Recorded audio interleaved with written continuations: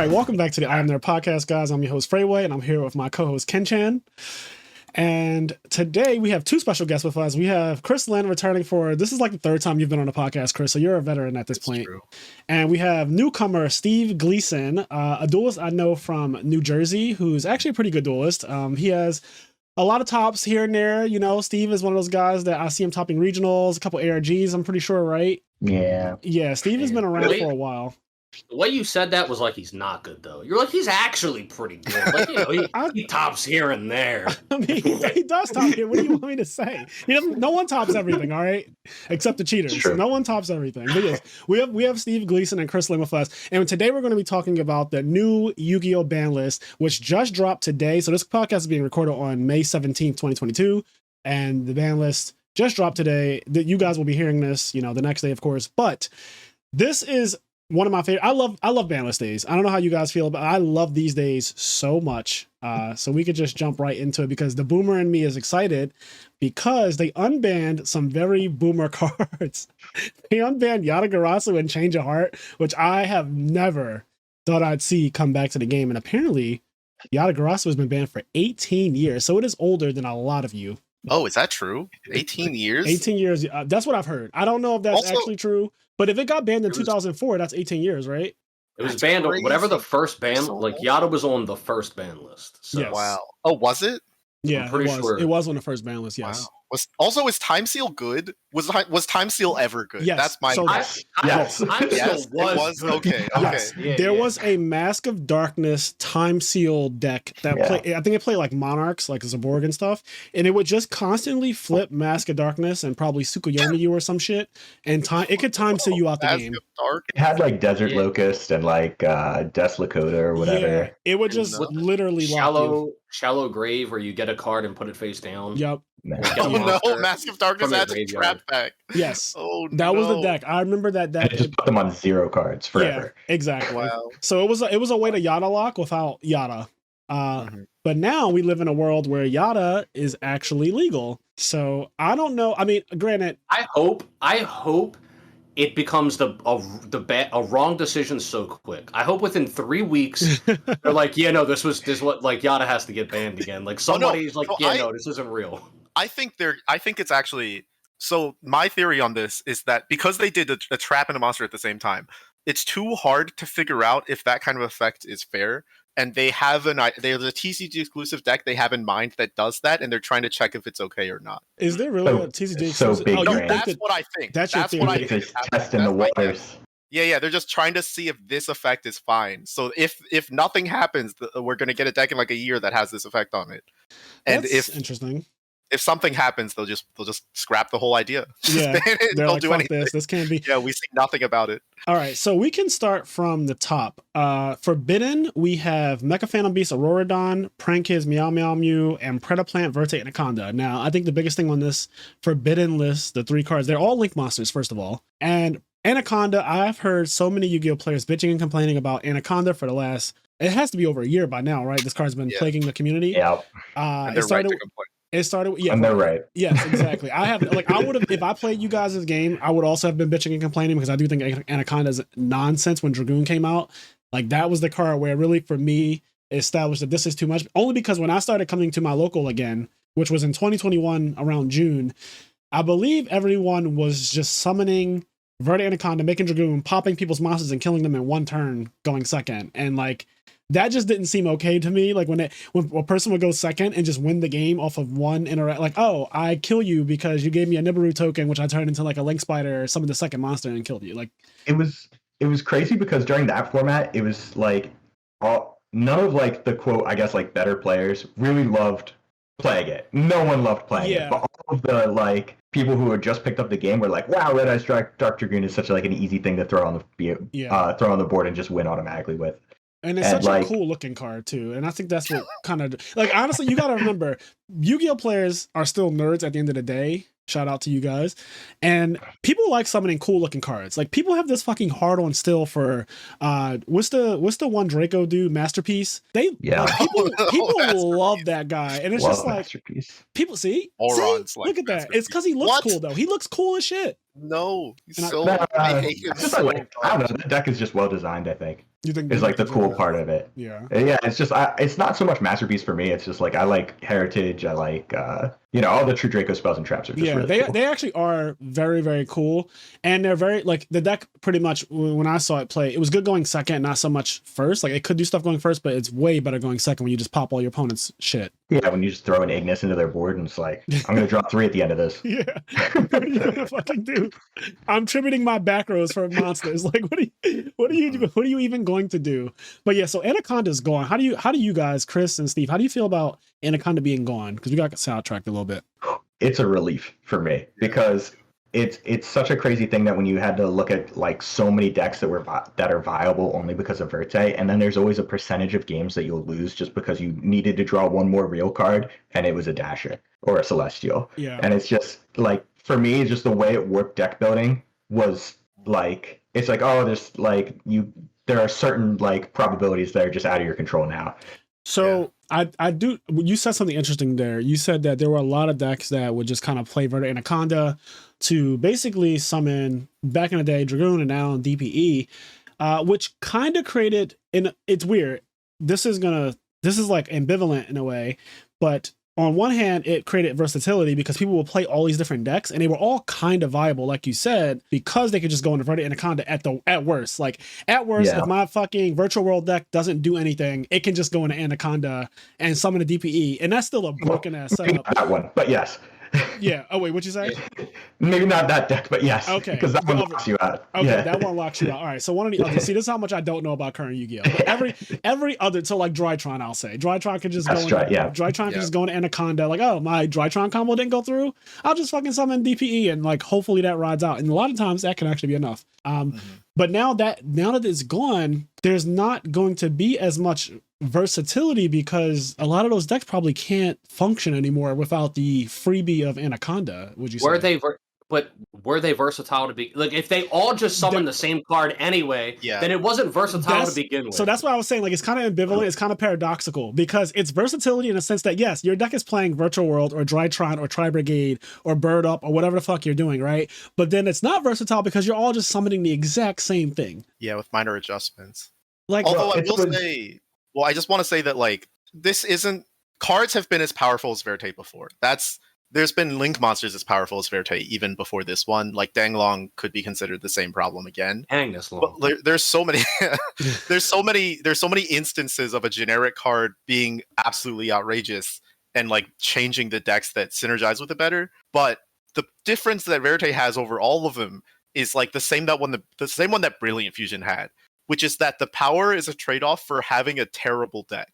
And not only is it a terrible deck, when your opponent makes Verte with their last 2 cards, they're literally saying to you, guess what? I didn't open either of them. Because the whole time you're like, it's like, I literally very often will think, oh, my opponent like he searched like 50 different cards from his deck. He used like all 6 cards in his hand and he only has 2 left. There's no way he runs Verte because he would have drawn one at that point. Right. And then he just happened to not. And I think that's the worst part out of the whole thing is that like we've had cards this good before, but none of them ruined the tournament experience in that way. Where like every time they make a Verte, they hit a probability that other cards didn't make them hit. You know that if it was you wouldn't hit. Yeah, exactly. It's so frustrating. It's just like why are you playing? And like friends never hit after they come up to you after they lost. Why'd you make a card that only works 80% of the time? And only for your opponent. Yeah, and only for your opponent. When they could have just made a powerful card that works 100% of the time, because that's a kind of card that exists in Yu-Gi-Oh! So like Verte could have just been good, but it's not only good, it's also bad 20% of the time. So the thing I have to ask you guys is how do you feel about Fusion Destiny? Where does Fusion Destiny sit in the format now that it's kind of awkward because there's 2 Fusion Destinies if I'm not mistaken, and then there's Celestia and Dasher, so you would have to play that full package, which is really awkward to me because you don't want to draw the Celestia and the Dasher, but you have the same number of those as you do Fusion Destinies, right? Like theoretically is the same thing. And then you don't have the easy access to an extra deck card, which is always accessible, right? Like Verde Anaconda, the broken part about it, every deck can access it at any point with 2 monsters. But now that's not a thing. So do you think that any deck will, outside of Heroes, do you think any deck will actually play Fusion Destiny? Is it still that broken of a card to play? So without any inherent like synergies to the rest of the deck, I kind of think not. There are a few decks that like have adjacent synergies. So like Despia, for instance, could probably just play it anyway because you can discard the the pieces and then shuffle them back into your deck to keep the Sure. Fusion Destiny alive. Sure. And then like Predaplant, which has new cards coming out, right? Like can just summon Orphis Scorpio, and then what's Darlington Cobra, right? And then just search Fusion Destiny straight from your deck. Make it sure. So Okay, so Yeah. there's a card that searches Fusion Destiny. yeah, So there always will be. There's always going to be. There's too many different cards that search. Like there's like Synchro Fusionist and like there's Yep. the card pool is massive, right? Anything is still possible, but it's not easy anymore. Okay. And you have to choose to do it. it's just you make your deck a little worse each time when you go in those directions. It's like it's the trade-off each time. Yeah. Okay. So is Also, go ahead. there's still 3 Red Eyes fusions. If you're going to do that, it's very hard to imagine you wouldn't do that first. There's more, right? There's Insight. So even still, so you like can run 6 Red Eyes fusions. Yeah, so why would you ever choose one over the other when they're effectively doing the same thing for you as a card? Okay. right. They fill the same deck building slots, so one of them is just in for instance, like a control deck, right? Like Outlich or something, or Guru. the decks that kind of needed to draw Fusion Destiny. There are decks, yeah, like that's true. Subterror and like Eldritch were already running Fusion Destiny, but never making Vertex to begin with. So Yeah, I guess the other thing about Fusion Destiny is that it gives you a draw too, which is really broke. That's something that the Red Eyes Fusion does not do. But again, I kind of see where you're coming from, Steve, when you say that like realistically the decks probably won't play it still. Just because if there's not natural synergy like Despia has, but the other decks that used to just spam Verde Anaconda when things went wrong, or right, depending on what they were doing. If they were trying to Scythe Lock you, things went correctly when they summoned Anaconda and it went through. So, and then I guess this also, does this cut down on Scythe? I saw Jeff write a funny post on Facebook. Jeff Jones, he said something about, I can't wait for my opponent to summon Dagda and Scythe me. Like, Yeah. so I guess Wonder Magician. yes. yeah, it still happen. It can still happen. Yeah. Yep. I think Scythe is going to be bad fast. It's going to become bad really fast because Even just Sanctum. yeah, even I just guess Sanctum. Sanctum, but like, or I think that Scythe will not be I will not be playing Scythe. I don't think there's anything that can Right. make me play Scythe. The interesting thing is that Scythe already wasn't good for the last fucking 6 months or so, because everyone thought Scythe was the problem with the format for there was like a month where everyone was like freaking out about Scythe. This is when not Tribe Brigade. This is when Source Soul was really big, and this is when PK Brave was about to come out, and everyone thought that PK Brave was going to be the best deck. When I say PK, I'm talking about Phantom Knight. This is when everyone assumed that the Japanese deck was going to take over the format. It was going to be the best deck ever, and then it just flopped. It fucking completely flopped.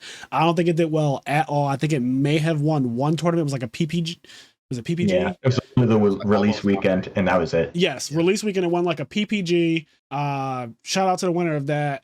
But other than that, I don't think that the deck did anything after that. It immediately just fell from grace, and Scythe Locking became bad. And I'm not exactly sure why, because I don't follow Modern that closely. It was I still think it's the same as Yeah, no, I mean, like, Scythe Locking was still good. It's like the concept of doing it was still good. It was just that the PK deck became the not efficient way of doing it because there were too many moving parts in the PK deck where like you really just want to draw like 5 PK cards in order for it to work, and then you have no versatility in your main deck as far as like answering your opponent's cards.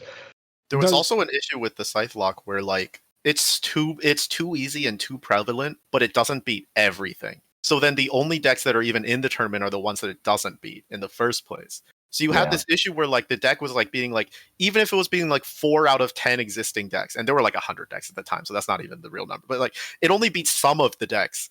And then so then you just would choose not to play those if you were reasonable. Right. And then so like every tournament, a lot of people would lose to a Scythe Lock during the tournament, but none of those people would make it up there because like eventually your Scythe Lock would just not beat someone. Yeah, because, you'll run into a Flunderies player or something. Yeah. I was going to ask, does the adventure package actually, so if you Scythe Lock me, right, I'm going second, you went first, you do your Scythe Lock combo, does the adventure package, does that kind of counter it at all, or like kind of help you to survive? Yeah. It does. If you didn't use your DPE to trigger your Scythe, then you beat it. But if you did use your DPE to trigger your Scythe, then you lose to the adventure package. Just okay, so that's interesting. So it created dynamics there. So it wasn't just brain dead Scythe Lock and it's always game. Like there were hands that obviously could play out of it, which is good. Yeah, of course. And it pretty quickly, the reason why you stopped seeing it is because it pretty quickly got to the point where like you might as well not run it because everyone was getting Scythe Locked implicitly. Like because we were only playing decks that don't lose to Scythe in the first place. Yes. Everyone entering the tournament is implicitly Scythe Locked anyways. So in a sense, it's still warping the format, even though none of us are doing it. I get exactly what you mean. The fear of it killed it. essentially. Yeah. Like it made it not viable because everyone's prepared for that. It's kind of the same thing that happened with Dragoon. I remember during the last year summer, 2021 summer, right? Dragoon was an insane card, but at the same time, everyone was already main decking so many cards for Dragoon. So it never, like you said, Gleason mentioned this earlier in the podcast, but the good players never really just went for like a Dragoon and prayed that was going to be the end of the game. And the bad players would just go summon Dragoon, hope that it rides out, and then they get like triple tactics talent, or something happened to the Dragoon that just trivialized it. I think the best thing that Dragoon did that for, or like best thing people did with Dragoon that format was they were playing it in Drytron. I think every other deck that like tried to play Dragoon did not do it as efficiently. Yeah, that makes sense. All right, so that's all on just Verte and Anaconda because that card warped the game for so long, and I just heard so many. Sorry. I have one more point on Verte that I think is just to mourn it a little. Is that I do think, like to your point or someone's point, I'm sorry, earlier, that Verte created a lot of like a cool trend in Yu-Gi-Oh where you're able to play these kinds of mishmash strategies. Yes. Where in the past we've been like for the past 10 years almost, it feels like of Yu-Gi-Oh, it's been all archetype based, right? Like almost like I'm playing an archetype. This is my deck. Konami made it for me. I have 30 cards, and then I choose 10 for whatever everyone else is doing. And Verte did make it so like the Cybers Eldritch strategy, right? Like combines like 3 different things and like the 3-axis thing that people were doing where you play Sangan and you play Arborea, like that's all very creative, and it's cool that Verte was able to do that. Yeah, so it enabled a lot of decks is what you're saying. Yeah, so for that aspect I'll be more, because I do miss like Versatility. People being able to make a mishmash deck, you know what I mean? Instead of like, oh, this is my 30 card, or this is the deck Konami handed me. Yeah, it's interesting. Like Kenny said earlier, it's weird. It's versatile, but it's also not versatile. Everyone's doing the same thing. A little toxic. Right. It's like we're all summoning Verte and Anaconda at the end of the day, but I'm just playing this build of cards that does it.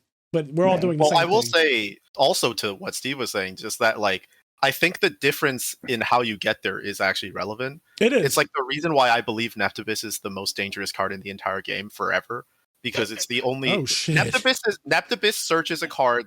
If you activate Neptibus for cost, you send Dragoons, right?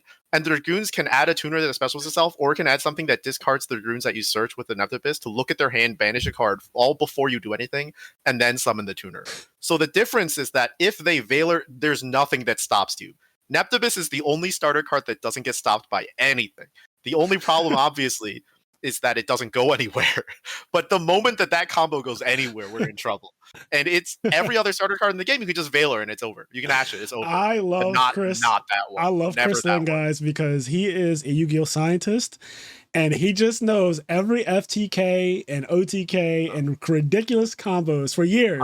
I really don't. I think other people started liking it. And like people are posting stuff on YouTube. I'm like, that's crazy. That's freaking awesome. I'm very glad other people like it too. You love your ridiculously long combos, Chris. And yeah, it's awesome. Your spreadsheets and all that shit. So I'm not surprised that you know that Neptibus is the most dangerous card in all of Yu-Gi-Oh! Yeah, until they make another one that like for cost looks at their hand, right? Because that's it. If you only pay attention to how you get to the combo and not the combo itself, that's the only one. Yeah, that's that dangerous. So it's a unique card. Yeah, I mean that's cool. Yeah. But yeah, I like that. I like that it enabled decks as well. The only other time that I think Yu-Gi-Oh had a not archetype deck, right? It was 2014 Hat Cat Fat. Yeah, that was like a homebrew deck for real. That was just you take some hands, you take some trap tricks, you take some artifacts, right? And then you either put Firefist or you put Curry Bandit or you put whatever, and you made your deck. It was like a mishmash of cards, and you just chose how you wanted to play it. But it wasn't an archetype per se. You weren't playing Necros or BA or Satellar Knights or Shaddoll, whatever. So that was like one of the only times in the last 10 years that I could think of. Immediately when you said it, I was like, oh, 2014. I remember that was like the one deck that was really good that wasn't an archetype. Like that deck actually took 5 out of 6 spots of that Nationals, I think. Yep. I think it was at 30 and 5. Yep. Yeah. So yeah, that's insane that deck was that good. I actually had an argument during that time with Robert Boyajin about Fat and Cat and Hat and all that stuff being like right before Nationals.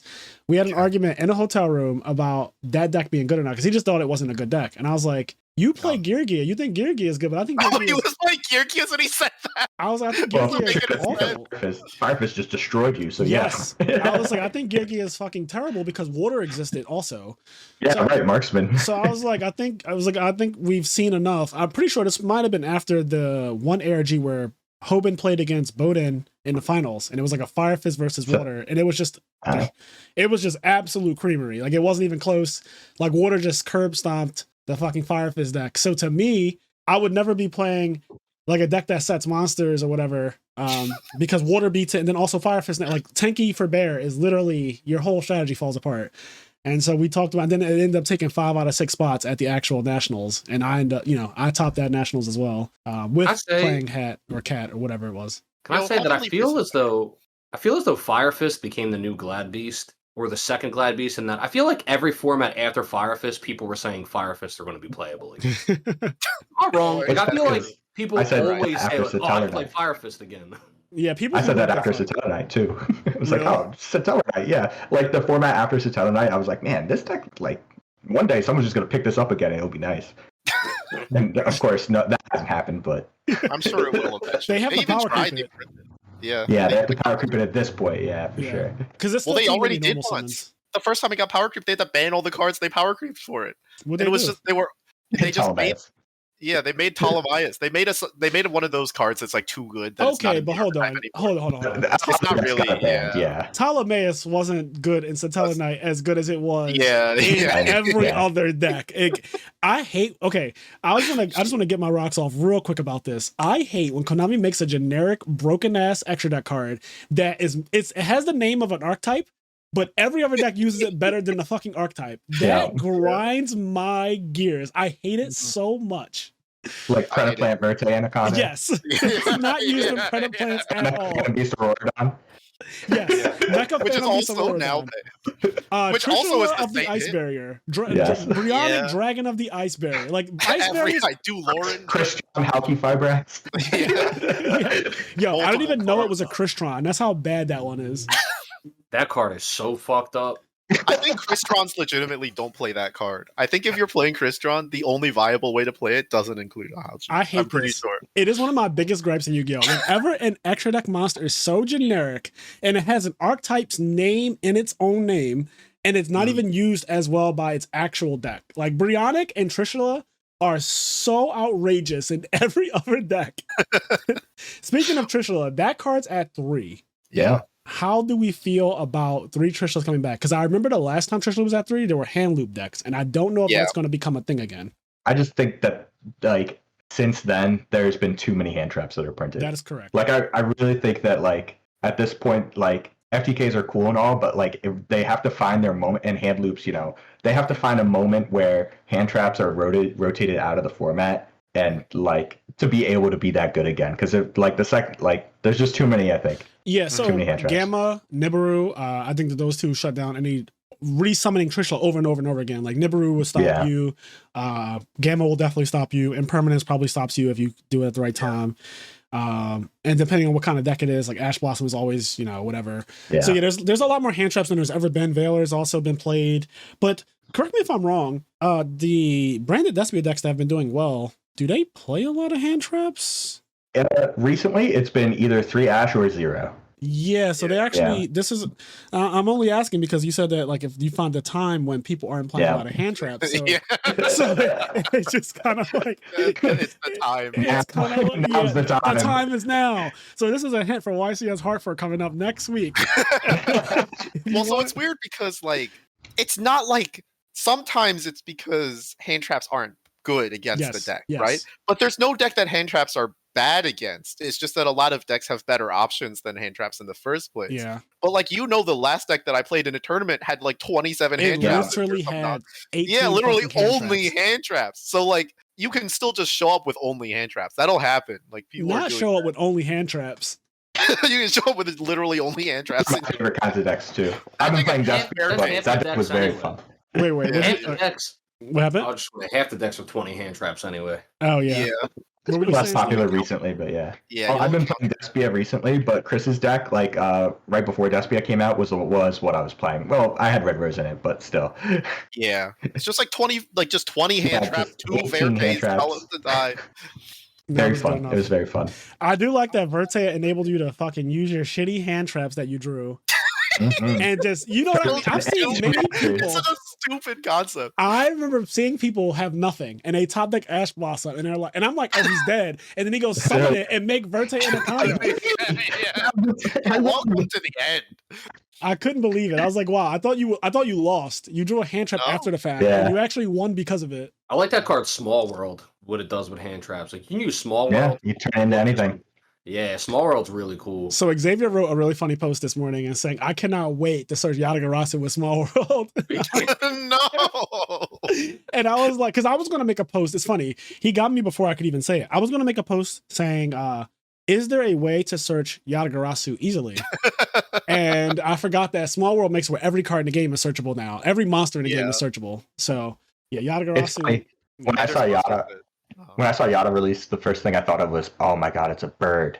Can Robina search it? And I was like, oh, it's a fiend. So like, Yeah. I'm like, thank God It's a fiend. Thank goodness it's a fiend. Like, it doesn't look like a fiend, it looks like a bird. It doesn't look like a fiend. Oh, If shit. it was a wing beast, I was ready to go on suicide. Can you imagine if it was Robina attack? Yo, that's nuts. On the note of Yata, though, when you think, like, it's broken, but is it broken anymore? Because, like, it's No, only good it's on not. turn 2. No. Like, it's only good on It's turn not. 2. You can It's the only same normal thing with summon Time it. Seal. Yeah. But Yeah. I will say, like, for both of those cards, I'm too scared to say 100% it's bad, right? Right. I'm not willing to say it. I'm Yeah, not. I don't want to I have wouldn't to bet money on it. I don't want to have to eat my Yeah, words, yeah. but I do think that Yata. Time Seal has a little more potential.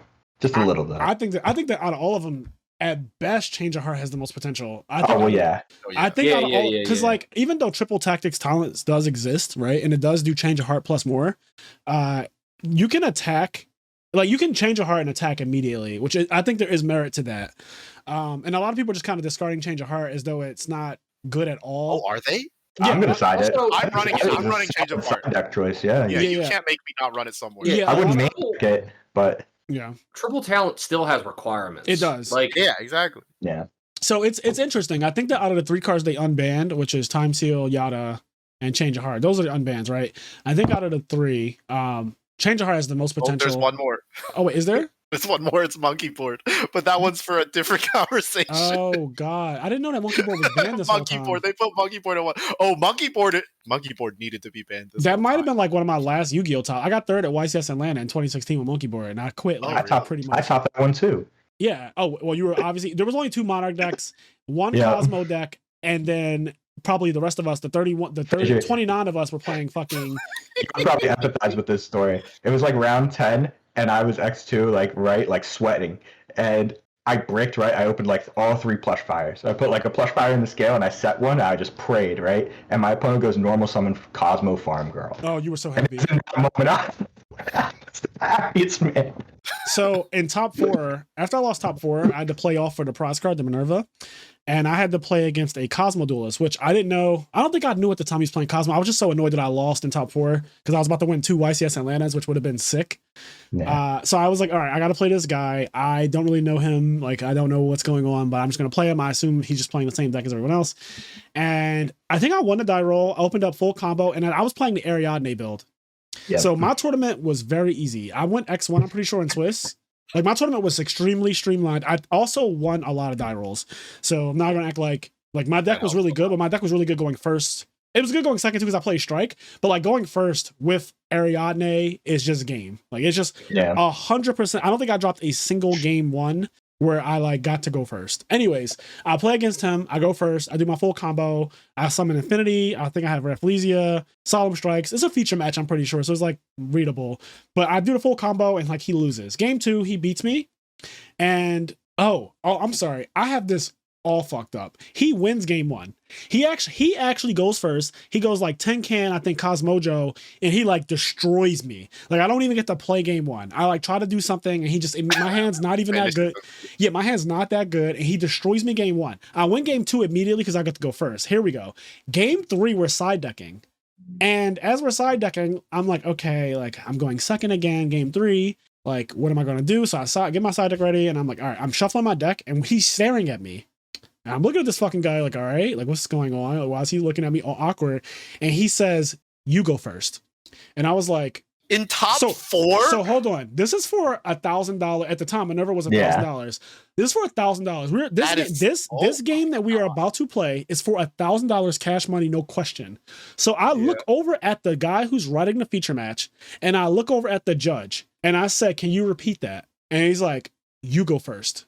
And I was like, "Y'all heard him, right?" And they start laughing. Like and like the people watching are just like laughing. And I'm like, okay. So I give him my deck and I take his deck, I cut it. I'm fucking excited. I'm like, holy shit, I just won $1,000. I draw my opening hand, I do full Ariadne combo, Wavering Eyes, all the fixings. I end up with like triple strike. All the fixings. Yeah, Chaos Trap Hole. Top 4 for a reason. Yes. Yeah. I had like Chaos Trap Hole, triple strike set. Was it fourth one at the time, right? Yeah, Cyber Dragon Infinity.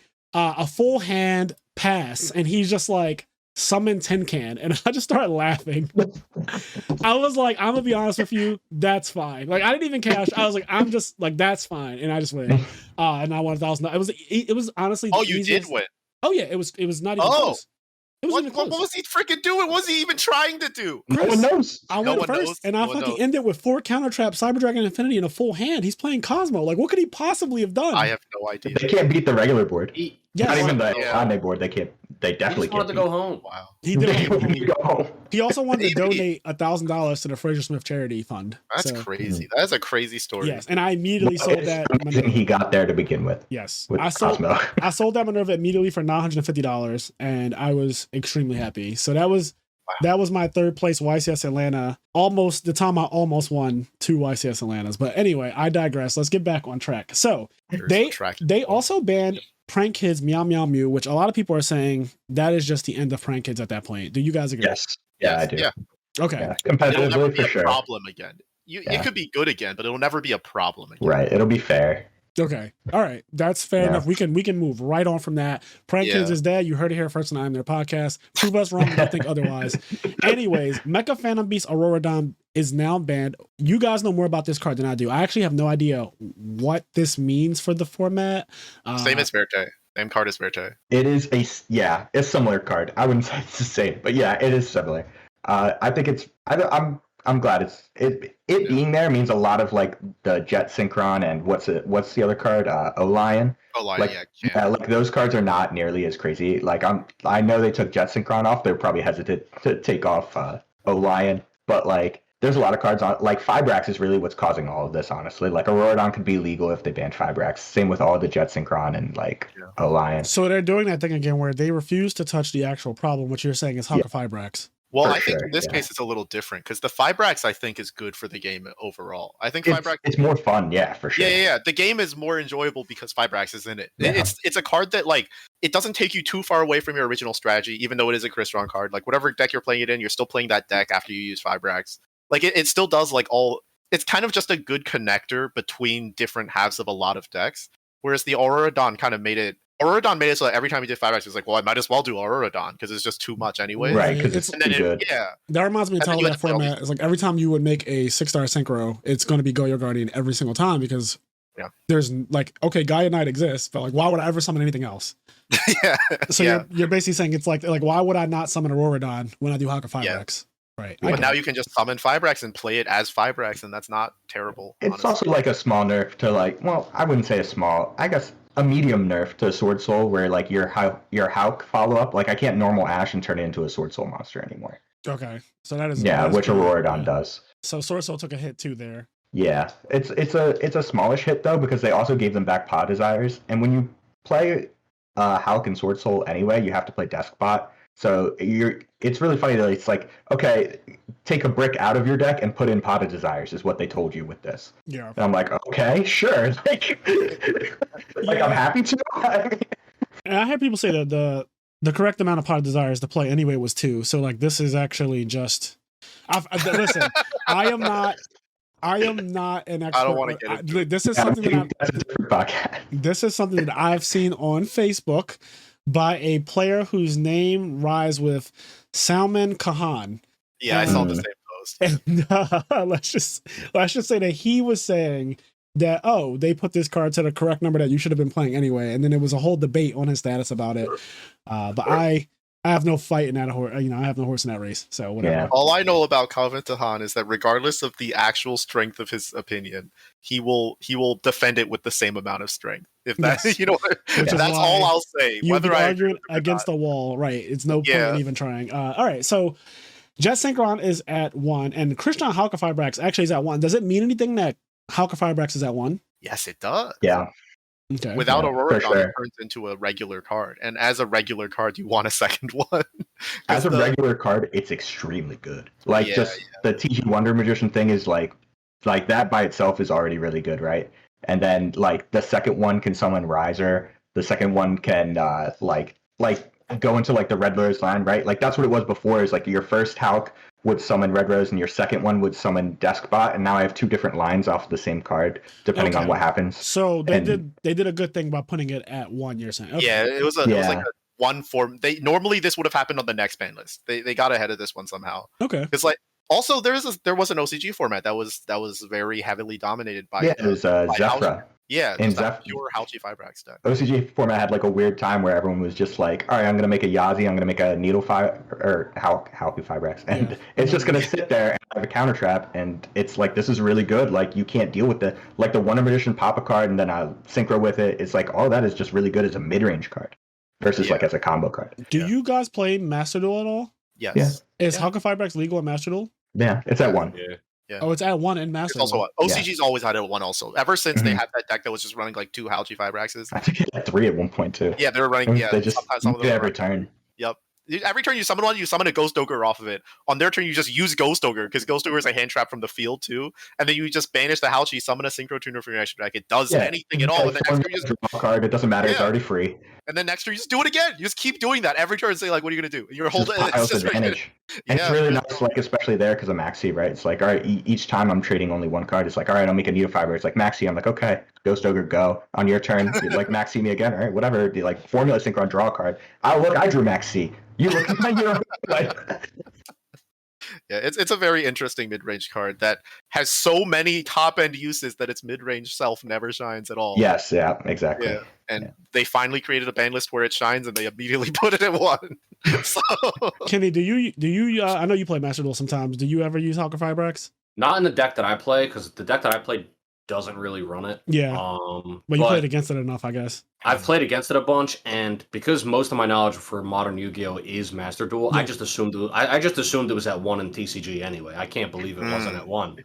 That card is absurd. Yeah. Well, it's weird too because if you play the mid-range version of that deck where you want to use Halchi that way, you almost need a second one because it forces your deck composition to be so low that if you don't have a second one, you can't do anything with the follow-up anyways. So like it is actually a deck hit to put it at 1. There's like a deck that doesn't exist because of that. Okay.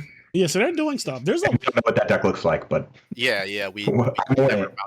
There are a lot of hits on this ban list. There are. This is a big ban list, even though effectively, like this ban list does accomplish something. It's not like this is a ban list because we've seen ineffective ones during the pandemic. There's been ban lists that have done absolutely fucking nothing. And it's something like I thought of like when I was thinking of comments for this is that this ban list really feels like it was made by someone who plays the game, likes Yu-Gi-Oh. Do you know what I mean? Where like you can feel like some other ban list is just like, oh, you wanted a ban list, here you go, and it's like, all right, well, whatever. You know what I mean? Like we don't care. Yeah. But like this list seems like it was made by like with a lot of intent, so it's really cool. Yeah, that's one of the things that funny. I was thinking about this today as I was showering. You know, Yu-Gi-Oh players and showering, but as I was showering, I was thinking about, I wonder if the people who made this list actually played a lot of Yu-Gi-Oh and if they're competent. Because it's one thing, you could play Yu-Gi-Oh, but then you could just have this warped perception of the game. I know that there are some people out there, I'm not going to name any names, but I've heard that they have input on the ban list and their perception of the game is just so warped that it kind of sucks, and that's why a lot of ban lists suck. Where, you know, this one is kind of effective, and you're saying that this looks like someone who actually plays, like genuinely made this list. Like, granted, no list is going to be perfect, right? There's always going to be issues.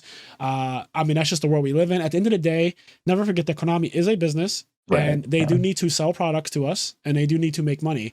So every ban list is, I think, ultimately the number one goal is for the bottom line of the business, and then secondary is the actual competitiveness of the game, and never is that reversed. Fuck Right. And not even that, the machines. competitive, like us physical competitive Yu-Gi-Oh players make up such a small amount of their profit margin. Oh, especially now with Master Such a Duel. tiny little, Now with Master Duel, we are dwarf. It was already bad, I think, with the what's the Duel Links thing or whatever. Yeah. That was already pulling in so much money, especially probably during the pandemic when they couldn't even have physical Yu-Gi-Oh anymore. Mm-hmm. So you can only imagine, and then like all the distribution issues they've been going through. Like I feel like every week I look on Facebook and I see the official Yu-Gi-Oh page talking about how they're having distribution problems, and it's no fault of them. The whole world is having distribution problems, for God's sakes. So it's gotten to the point where physical Yu-Gi-Oh is kind of on the back burner, and it's probably not even that big of a priority as, you know, like the virtual Yu-Gi-Oh that makes a lot more. Go ahead, Kenny. I think the biggest thing physical Yu-Gi-Oh does for them is it gives them an excuse to put cards in digital Yu-Gi-Oh. Like that, like, because the amount of money, like the return on investment that physical Yu-Gi-Oh cards brings Konami is probably so much smaller than like Master Duel. But you got to continue to make physical Yu-Gi-Oh cards. Wait, hold on, no. Physical Yu-Gi-Oh is still very profitable. I think I would say so. Yeah. Physical Yu-Gi-Oh is still very profitable, but competitive Yu-Gi-Oh is not. There's a big difference. Yeah. Okay, I can see people that. just buying packs for no reason and then reading a very powerful card and being like, "Wow, this is crazy," and never playing it. Yeah, but do you think most of their money comes from? Do you think even casual Yu-Gi-Oh, like I know it makes a lot of money casually. You think even casual Yu-Gi-Oh makes money comparable to like Duel Links whales? No, I do not think that there's a world where physical Yu-Gi-Oh makes more money than the virtual Yu-Gi-Oh. I think that's just because they're selling nothing on Master Duel. Like, no offense, but they are selling, guys. They're selling literally nothing. It is one of, guys. We could have that business for ourselves. We'd be all millionaires. Like you're selling actual nothing. You don't manufacture anything. Like you're selling nothing, right? And you're making money off of it. So your cost of goods sold, when you manufacture something, you have a cost of goods sold of whatever your manufacturing cost is, whatever your distribution cost is, right? And then everything else that comes after that. There's a whole bunch of shit that goes into cost associated with a physical item. When you are selling digital assets, it's like, especially when you duplicate those digital assets, like it's Amazon server. You literally have nothing. Yes, Amazon is the biggest company in the world next to Apple because of AWS, Amazon Web Services. It's literally technically it's nothing. It's nothing. They're selling you nothing, and it makes so much money. They charge so much for AWS. To have a server is so outrageously expensive. My company, which is actually a software engineering company, we use AWS every month, and the invoices are outrageous. It's one of our biggest cost of goods sold, like how much Amazon makes off of AWS. So I'm saying all of this to say, back to the original point, digital assets sell for so much and they take very little cost. Not to say though that the card game is going anywhere, because the card game is so immensely I don't popular. Want that to be I do not want that to be confused. Physical Yu-Gi-Oh is still always going to be a thing because there is a link to people actually holding the cards. And then a lot of those players are the same people who will switch into play into Duel Links. Like people, or like Master Duel and stuff like Well, it's two things, right? Like the one is social, right? I go to the store, I hang out with my friends. The other one's I'm bored at home, and you know, it really is two different activities. They fuck you on both ends. They get you twice. Imagine making somebody pay for the card in reality and then pay for the card again to have it virtually. Like that is what's happening. Pokemon doesn't even do that bad. They at least give you a free pack. That's true, yeah. Yeah, it's amazing. And Magic the Gathering has been doing this for a very long time too. Magic the Gathering online, and it's been I imagine it's been very profitable for them to have Magic the Gathering online, where people buy the cards physically, and then I think I might be misspeaking here. I'm probably misinformation about the spread, but I'm going to say it anyway. I think in Magic the Gathering online, there's some kind of code or something you can do with the physical card to kind of, I'm not going to say it gives it to you in the game, but I think it does do something. Like I think that having the physical card does something for you. I'm not sure though. I think I heard that somewhere. They had like promo codes for like Arena and stuff. They had like, if you buy the decks, like a starter deck, you can, like IRL, they'll give you a promo code so you can get the deck reduction. In like Arena. They do those kinds of things. I'm not sure if they do that. Right. And Yu-Gi-Oh was early with Master Duel, so it's still an opportunity there later on down the road where they will start to do things like that. I remember one of the coolest things on like when I was a kid was like the GBA, and you were able to type in the Yu-Gi-Oh code, the serial number, and it would unlock the card for you. I think you just mentioned this, right, Gleason? That in the online Pokemon TCG, like if you buy a Pokemon pack, you can put a code in and you get you get the that pack in the pack, game. Yeah. Like you're not guaranteed to get the cards that are in the pack, but if you buy a physical Pokemon pack, you get that pack in the online game. The other thing But the that I heard. Pokemon. Go ahead. Oh, just the Pokemon Online is it's designed heavily around not exploiting the very exploitable market that Pokemon Online. Yeah, because it's all kids, right? Or a lot. Yeah. There's a lot of legal issues with making it too monetizable, so it's actually super not They like took money. You can't spend money on that game at all. You have to like go onto Reddit and pay some dude to sell you Pokemon code cards that he like bought from someone else at bulk rates out of their packs. Otherwise, because you just can't do it, they just won't let you. The Pokemon dark market. Okay, so. I wanted to talk about something else I heard from Steve Silverman for years and years and years is that in Magic the Gathering Online, again, this may be misinformation, so I have not looked this up at all. We are the IMNerd podcast. We do not fact check around here, okay? So whatever we're saying, if it's untrue, then guess what? Go fuck yourself. But anyway, in Magic the Gathering Online, I heard that if you collect all of the cards for a set, they will mail you a physical copy of the set. What? That can't be true. How could that be true? In what world is that true? I'm doing that. I've heard that's the thing. I've heard that's the thing. I've heard it so many times from Silverman. You have to get all the cards for a set though. So like whatever the new set Silverman done this? I feel like if anyone would have done it already, Silverman would have done it. Silverman's doing some kind of long con. No. I mean, he's a degenerate. So maybe he's done it? He's setting something up. I don't know what he's setting up, but this is too intentional if he said it too many times. If Silverman tells me that, right, but then he doesn't also tell me that, like, no, I've done it myself, then I don't believe him. That's a good point. I am about to phone a friend. Let me see if he picks up. Hold on. Because go ahead. I feel like he would have done it himself by now, right? Does he still play? Because I know he played that a lot a couple years ago. I don't know if he still does. Yeah, Silverman, I don't think he really plays... I can't believe this. Yo. I can't believe this. Absolutely. All right, hold on. I phoned the friend. Steve, you are live on the IMNerd podcast right now. I have a quick question for you. Yo, what's good? All right, you remember how in Magic the Gathering Online, I think you said, like, if you collect all the cards for a set, they'll, like, mail you the actual set or something like that? Yeah. Is that true still? Yeah, but you can't get old sets. Like, it's just like they have like the current 2 or the current 3 for redemption. Right, but you can still do that. So if you collect all the cards in Magic the Gathering Online, you actually get a physical copy of it. Yeah, physical copy of the set. So like the newest set is Streets of New found it. or whatever. So for like 6 months. Yeah, I think they give you like 6 months or like 9 months to collect the whole set. There's a time limit. And then they mail it to you. Okay, that's amazing. Thank you so much. I just told everybody on the podcast that was a thing, but they did not. They thought I was lying or making it up. It feels like a lie. Yeah, it certainly does. Now, so I might be able to get on at some point. So. Oh, nice. Set it up. So, all right, cool. All right, see ya. All right, I just phoned a friend. I found it too. Yeah, that's totally crazy. And you Googled it? You saw it? Yeah, I see it. Okay, so that is fucking all of them amazing. If all of them are foil and online, the cards you get are foil in real life. So I think that is fucking insane. I think this is one of the best things that they've ever done. I think that that's such a cool idea, and I think that Yu-Gi-Oh should do that 100% for Master Duel. But then I guess it makes a lot of sense though. The fact that it's time limited though, because like if you had infinite time to like collect all the cards in a set, then they'd be sending everybody. The fact that it's like within a 9-month period. Yeah, it has you're to be going to like have to spend actively real printing money. it. Yeah, you have to spend a comparable amount of money. But think about that though.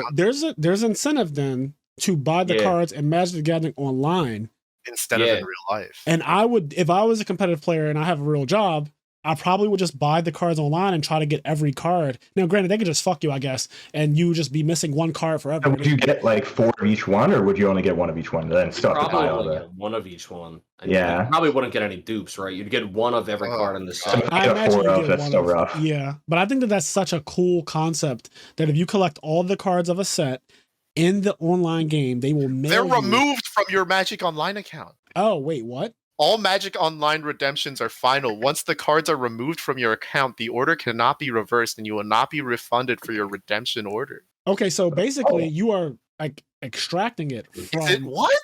Is that real? Am I reading this right? Okay. I moved away from it. I didn't want to read it. I didn't want to read the terms and conditions, Chris. This is a Banlist This is a Banlist podcast. I know, right? Yeah, I know. But I think it's Banlist Day. It's all Yu-Gi-Oh, right? This is why I love Banlist Day. Happy Banlist Day, duelists. For all you listening to this, and I'm sure there's a ton of you guys because you love these. You guys love these Yu-Gi-Oh episodes, of course. So shout out to all of you. I'll take the chance to switch the conversation. What do you guys think? Is Night Assailant going to do anything? No. No. Not any chance of not. What was it at, and what did they put it to? It was at 1, yeah, and they unlimited it. And I know back in the day there were all the Night Assailant loops. I guess in theory there still could be, but Is there any deck that has discard loops that Night Assailant can help? I don't know. I feel like its biggest application at this point would be like if you were like playing Shadows and you want you want to add back actual flip monsters. Oh but, yeah, like, Shadows are flip mon. I forget that because no one ever sets them. But yeah, you're right. Yeah, I think there was a point in time where that was a thing where people were running Night Assailant and adding back like Beast and stuff like that. Okay. they were also doing Outstanding Dog Marin so they could shuffle it back. You remember that? That was There was a period where Outstanding Dog Marin was the light monster. Wow. That was the light monster that kept on giving. All right, so all right, we're still on a limited list here. We have Jet Synchron. What does this mean, guys? I don't know what this means at all. You guys have to tell me. Chris Lynn, Steve Gleason, let me know. I think it's cool. I mean, like for one of Chris made it when we were talking earlier, and he was like Excel synchro or what's it called? Excel Jet Synchron. No, the one Excel Synchron. Excel Synchron is finally off the ban list. Yeah. There's a level 5 synchro that only sends Jet Synchro to the graveyard. That's like all it does. And it's just done nothing. It needs to be made with Jet Synchron. Oh my god. Oh, does it? No, one of them does. No, it doesn't. But something does. Yeah, there's another one that does have Yeah. And it's also level 5, so Quick Draw can't like turn into it or something. So is this going to be some Halka Fibrex nonsense? Is that what this does? Yes. Yeah. Yeah. Probably. Yep.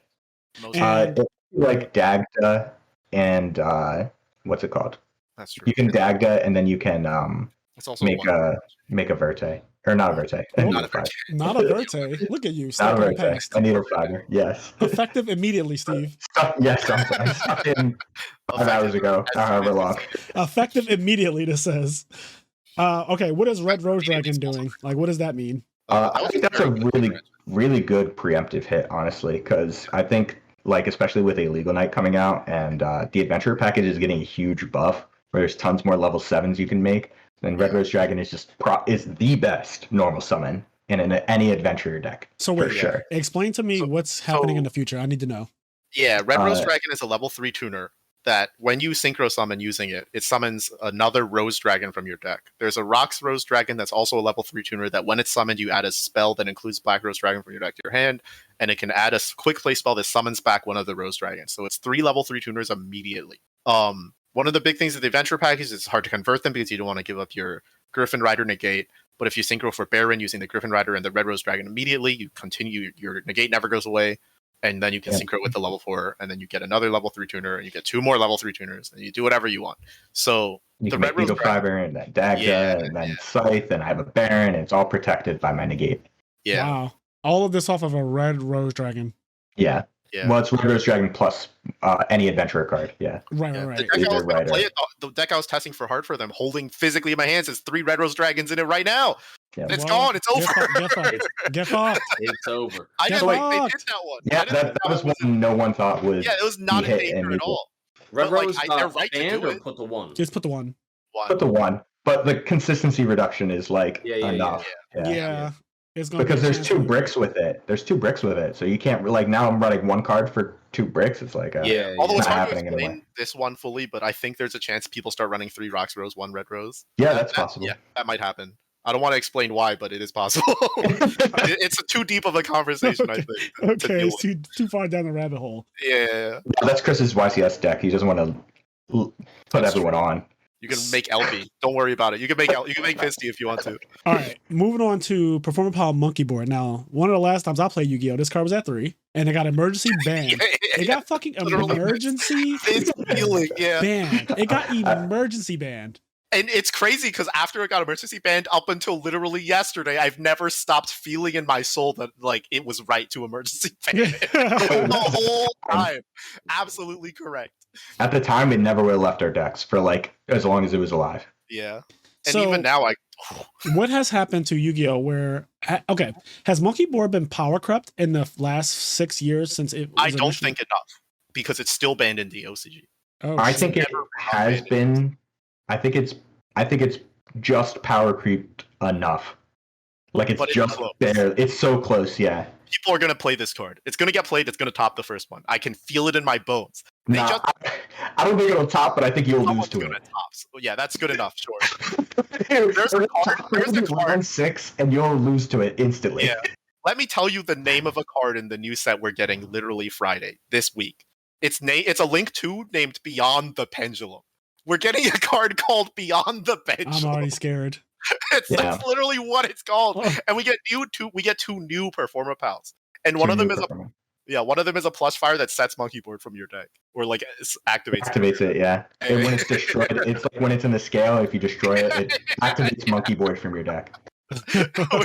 We're getting a D-draw. We're getting a D-draw for Performer Pals. And OCG never had Monkey Board. When these cards are already out, right, in OCG, and obviously they were never good in OCG, but they didn't have Monkey Board. So that's like a weird thing. Like, I was just reading all the cards to see if there was anything there, like literally before this. Yeah, we can't find anything yet. I swear someone's gonna find something. I think we're done looking, but someone's gonna You think someone's gonna figure out Monkey Board? So Skull Combat Joker is at 3. We have 3 Joker yes, too. I was about to say that. That is one of my. It's Stratos on crack. Like that card. Yes. Was I remember playing that. Pencil is still crazy.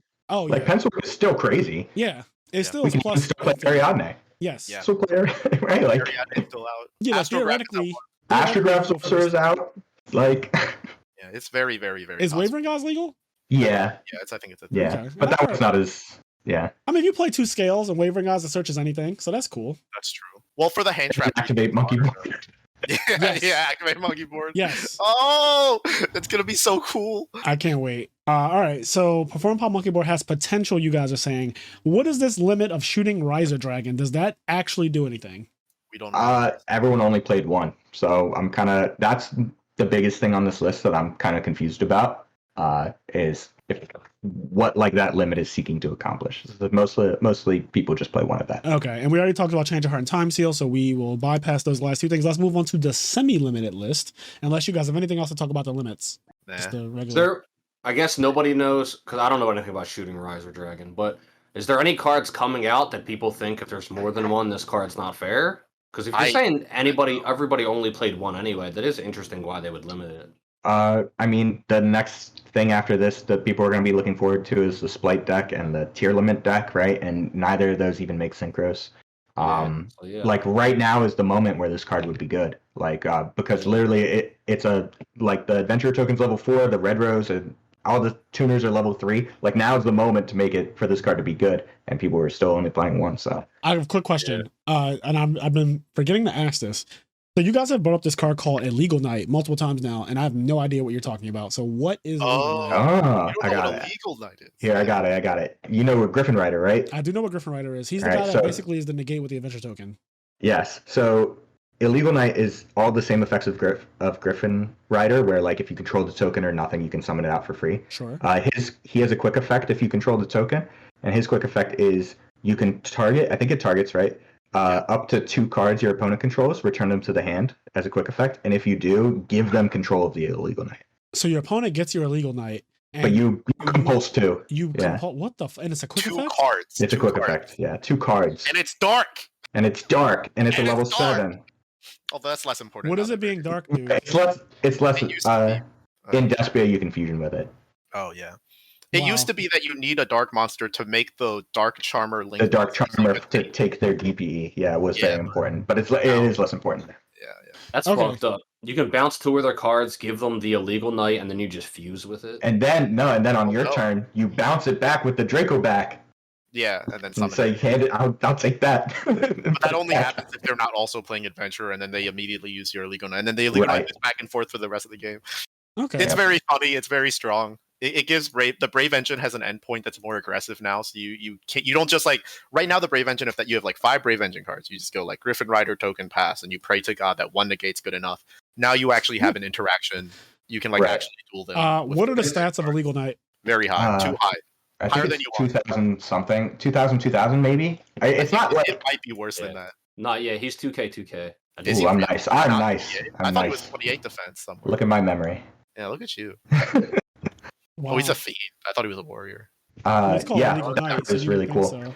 So it's still like one of the weird things about the adventure cards though is that his art is hot as fuck. Oh, this sword! I just pulled it up. His sword looks crazy. He's secret rare too, so it looks really good too with the rarity. Yeah, he like looks hot as fuck. evil Cloud Strife. That's what his sword looks like. An evil Buster sword or something. It's really big. Okay. Chris, go ahead. Oh, sorry. No, go ahead. I want one more thing on Illegal Night. Chris, I don't know if you feel this way, but it's still weird because the ratio of like cards that are only good when you have the token to the cards that you need to get to the token is still a little weird in adventure. So like, I don't know. Verte was the temperer for all. Yeah, Verte is the thing that fixed that. So even though Illegal Night is crazy, it probably might not be that like Despia is still probably just like a few. Although I do want to say, like, I read this ban list from the perspective that the person that, like you said, that the person that made this list has probably played a bunch, and that it like likes the game and like wants it to be fun. I feel like that is in the context of the next set that is coming out. Out of the 100 cards in the next set, like 95 of them are relevant. Like they're all really good. Yeah, the set we're getting on Friday is so outrageous. Oh, this set's coming out immediately. Yeah. The set's coming out like now, and then Hartford's happening too. Yeah. So it's you guys are going to YCS. Oh, this is going to be a really good YCS then. Yeah, it's a brand new format. Yeah. Just for some context on how crazy this 100 card set is, one of the regular cards is just a trap that's not once per turn. It's just a regular trap. And it says target up to 2 monsters your opponent controls. Banish them until the end phase. Your opponent gains 1,000 life points for each. That's it. It's not once per turn or anything. It's just a normal trap. Yeah, so I mean, and in Yu-Gi-Oh right now, if you don't do anything, you die. Yeah. So it's banished 2. Why 2? It's almost the same as like people playing a pointer. Yes, I remember I pointed a Red Lotus. Yep. Yeah, and if the adventurer cards, like if the tokens are good enough, you just banish the token. It's just like, oh, free banish. It's like, yep. You don't get that back. Yeah, it's so cool. We're getting like the best weather painter cards we've ever gotten. If you know anything, we're getting the best heroic challenger cards we've ever gotten. The Predaplant cards are very good. Yeah, we're getting the best Predaplant cards we've ever gotten. Well, maybe not the best. So this set is really good. You guys are saying this set is extremely good then. It's like it's so many good decks, which is why I think like Despia is also just very, very good though. So you might not be able to see like the impact of this set I think immediately, but it is. I think my expectations are not as high as Chris, but still, it is a good set. Yeah. Somebody out there, you can do it. Win with Yada. Figure it out. Figure it out. Win with Yada. Show everyone it was a mistake. Nah, man. Imagine they win with Yada and the deck has double Night Assailant loop somewhere and it like gets Yada to work. That shit would be sick as fuck. The dragon somehow. Yo, shit would be so sick. Can they at least side deck Yatagarasu? Can somebody devote one side deck spot to Yatagarasu and top? Oh, that's like do you remember the Dynamo format thing where like the guy like tribute summoned Dark Magician? That guy turned out to be that was Frazier. No, that guy turned out to get banned. I don't think it was. Shortly after for cheating. Oh really? Oh man, memory. The Dark Magician guy? The guy who tributed Dark Magician in the feature match, I'm not going to say his name, but he got banned for cheating. So there's only so many people it could be, right? He got banned for cheating like the next year. So just... Oops. Yeah. And his opponent drew unplayable that game. Go figure. At least he used his powers to be funny. I will say. Oh, God. True. You are chaotic evil. True. Chaotic evil. All right. Before we go any further, go ahead. You got a lap Dark Magician. I don't know. His opponent drew unplayable, so he was able to tribute for Dark Magician, and like nothing his opponent did matter. The game didn't matter. It was like I could do whatever I want. I could have beat you with Archfiend Soldier this game. So that was just adding spite to it. Like summoning that Dark Magician, it was a feature match. Summoning that Dark Magician in the feature match was just like spiteful. It was like I stacked you, and then I also just fucking like won the game where you didn't. The guy didn't do anything. Like his opponent did nothing. Like read the feature match. His opponent did nothing. Heck yeah, man. All right, so before we go any further, I do want to give a quick shout out to our patrons over at Patreon. If you guys don't know, the IMNerd podcast does have a Patreon where we have exclusive episodes that only drop on Patreon, right? We also have access to our Discord server through Patreon, even at the lowest tier, which is only $3. You get access to the IMNerd podcast Discord. And we have a ton of people in there. They talk about all types of shit, anime, video games, Yu-Gi-Oh! Right now, I talk about Game of Thrones like a lot. Monster Hunter, which is coming out next month. We talk about that all the time. Pokemon, all types of shit. Cooking, food, nonsense. There's all kinds of memes that are not okay and memes that are okay. So if you're interested in that type of thing, check out the IMNerd podcast Patreon. But for the people who are already on the Patreon, there are 38 of you. And I'm going to give you guys a shout out as I always do every episode. So without further ado, we have Connie, Austin, Leon, Quest, Garen, Xavier, Hylian, TCG Automotive, Silver Chronic, Tyree Tinsley, Dimitri Barnes, Alexander Brissett, Vinny Casello, Game for Yoshi, Alex Flamer, Gabe Marini, Andre Reynolds, CJ, Dubk Dad 1, Saul at Dabber's Gaming Cafe, Dan Varable, Dennis Milburn, Joseph Marcello, Scott Page, Red Vines, First to Home, Dallas Fernares, Tom Watabiki, S. Akuma, Mitchell Niles, Midwest Gaming, William Shapiro, Dimitri Safirtis, Chips, Vince Marquette, Dallas Bailey, KJ, I don't remember this. Okay, KJ, Doc, and Ziggy. Also, shout out to Saul at Dabber's Gaming Cafe. He has started a little company that sells accessories, like Yu-Gi-Oh accessories and stuff. So recently I posted on my Facebook, if you guys saw it, like a play mat and a deck box. And I really like the deck box. It's like this pink deck box, has this really cool art on it. And then when you open it, it has art that extends on the deck box as well. So it's a double deck box. It's really big.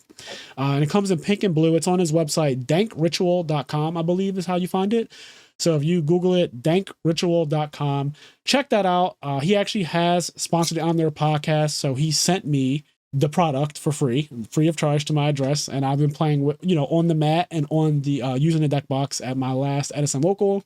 But yeah, check it out. If you want to see what it looks like, you can go on Fraser Smith Facebook profile, my profile, and see that. I think the quality of both of them are really nice. Somebody asked me, how does the cloth feel? It feels like the rest of the cloth playmats to me. Like I have an OG Spellground, right? Like I have the OG Tan Spellground, and I've pretty much owned a lot of different Spellgrounds. Nothing feels quite like the OGs, but I think Yu-Gi-Oh players don't care about that anymore. I see people use the newer Spellgrounds and like the newer cloth playmats all the time, and they're pretty decent quality. This one is right on line with those. It feels really nice. For reference, your graveyard does slide very easily. So people who like me, I like to slide my graveyard with my hand. It just feels really nice to do that. And I just like fan it out. You know what I'm talking about? So I like doing that.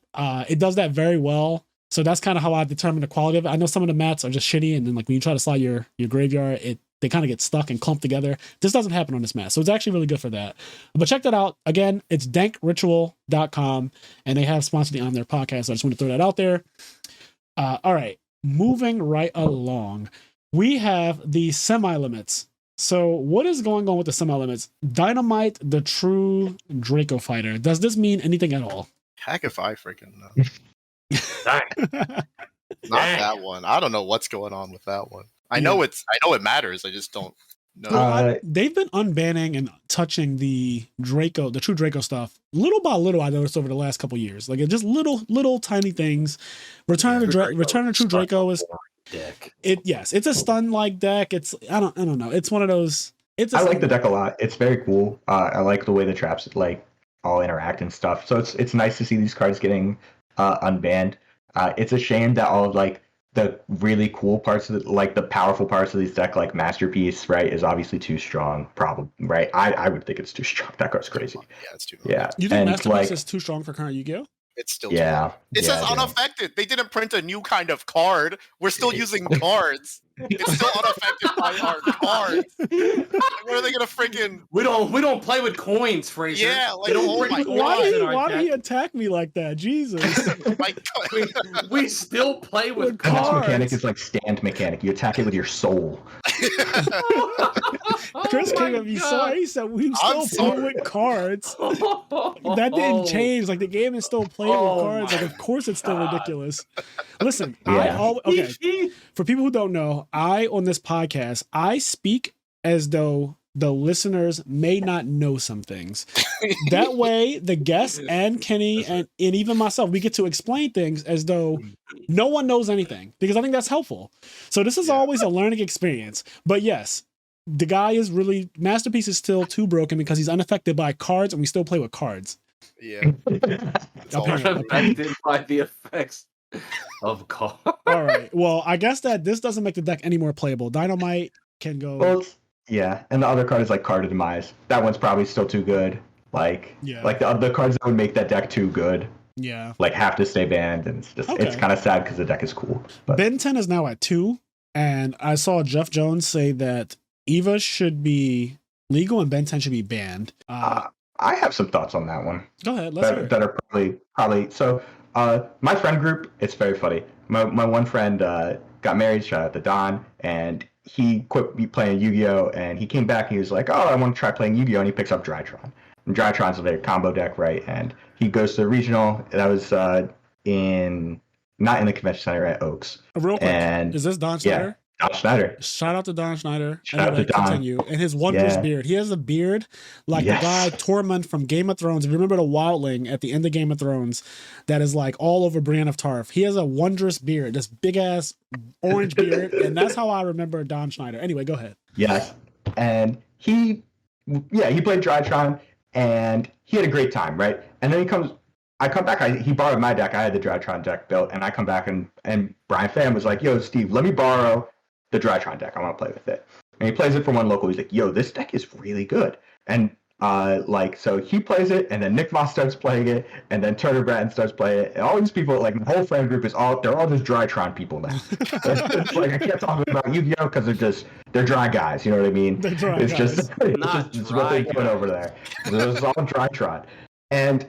So now I'm intimately familiar with Drytron because if I go to locals, I'm playing 4 Drytron decks that day. Yes. Which is crazy. It's like round 1, I play Prime, and it's just like, just all Drytron. But, so it's interesting, right? But because Verte being banned is the biggest Drytron nerf ever. It's a huge nerf. Right. Like, they do not have anything to end on with Ben 10 being at 1. It's really not Ben 10 being at 1 that was doing it. It's Eva being banned. With Eva being banned, like they can't land on Herald Perfection. They can't get all these fairy monsters in hand. And it's actually very funny looking at this list that the person who made this list says, I want Drytron to be playable. So they put Ben 10 to 2 as like a pity thing. It's like almost like, oh, now instead of making Verte and scything them, which is the standard play, right? Now it's like, well, you can still make a Herald. It's just you don't get as many fairies that it's abusable. You just get some fairies, you know? Right. Yeah, you get a fair amount of fairies. Right, you get some fairies, and there's still some toxic things you can do in Drytron. You can like make you can go Dagda, and you can trigger the Dagda, and you can make a Baron, and then you can use Baron to pop the Scythe, and then the standby phase you can Baron shuffle back to summon the Scythe instantly, right? And you can protect that with a Herald, right? Which is pretty cool.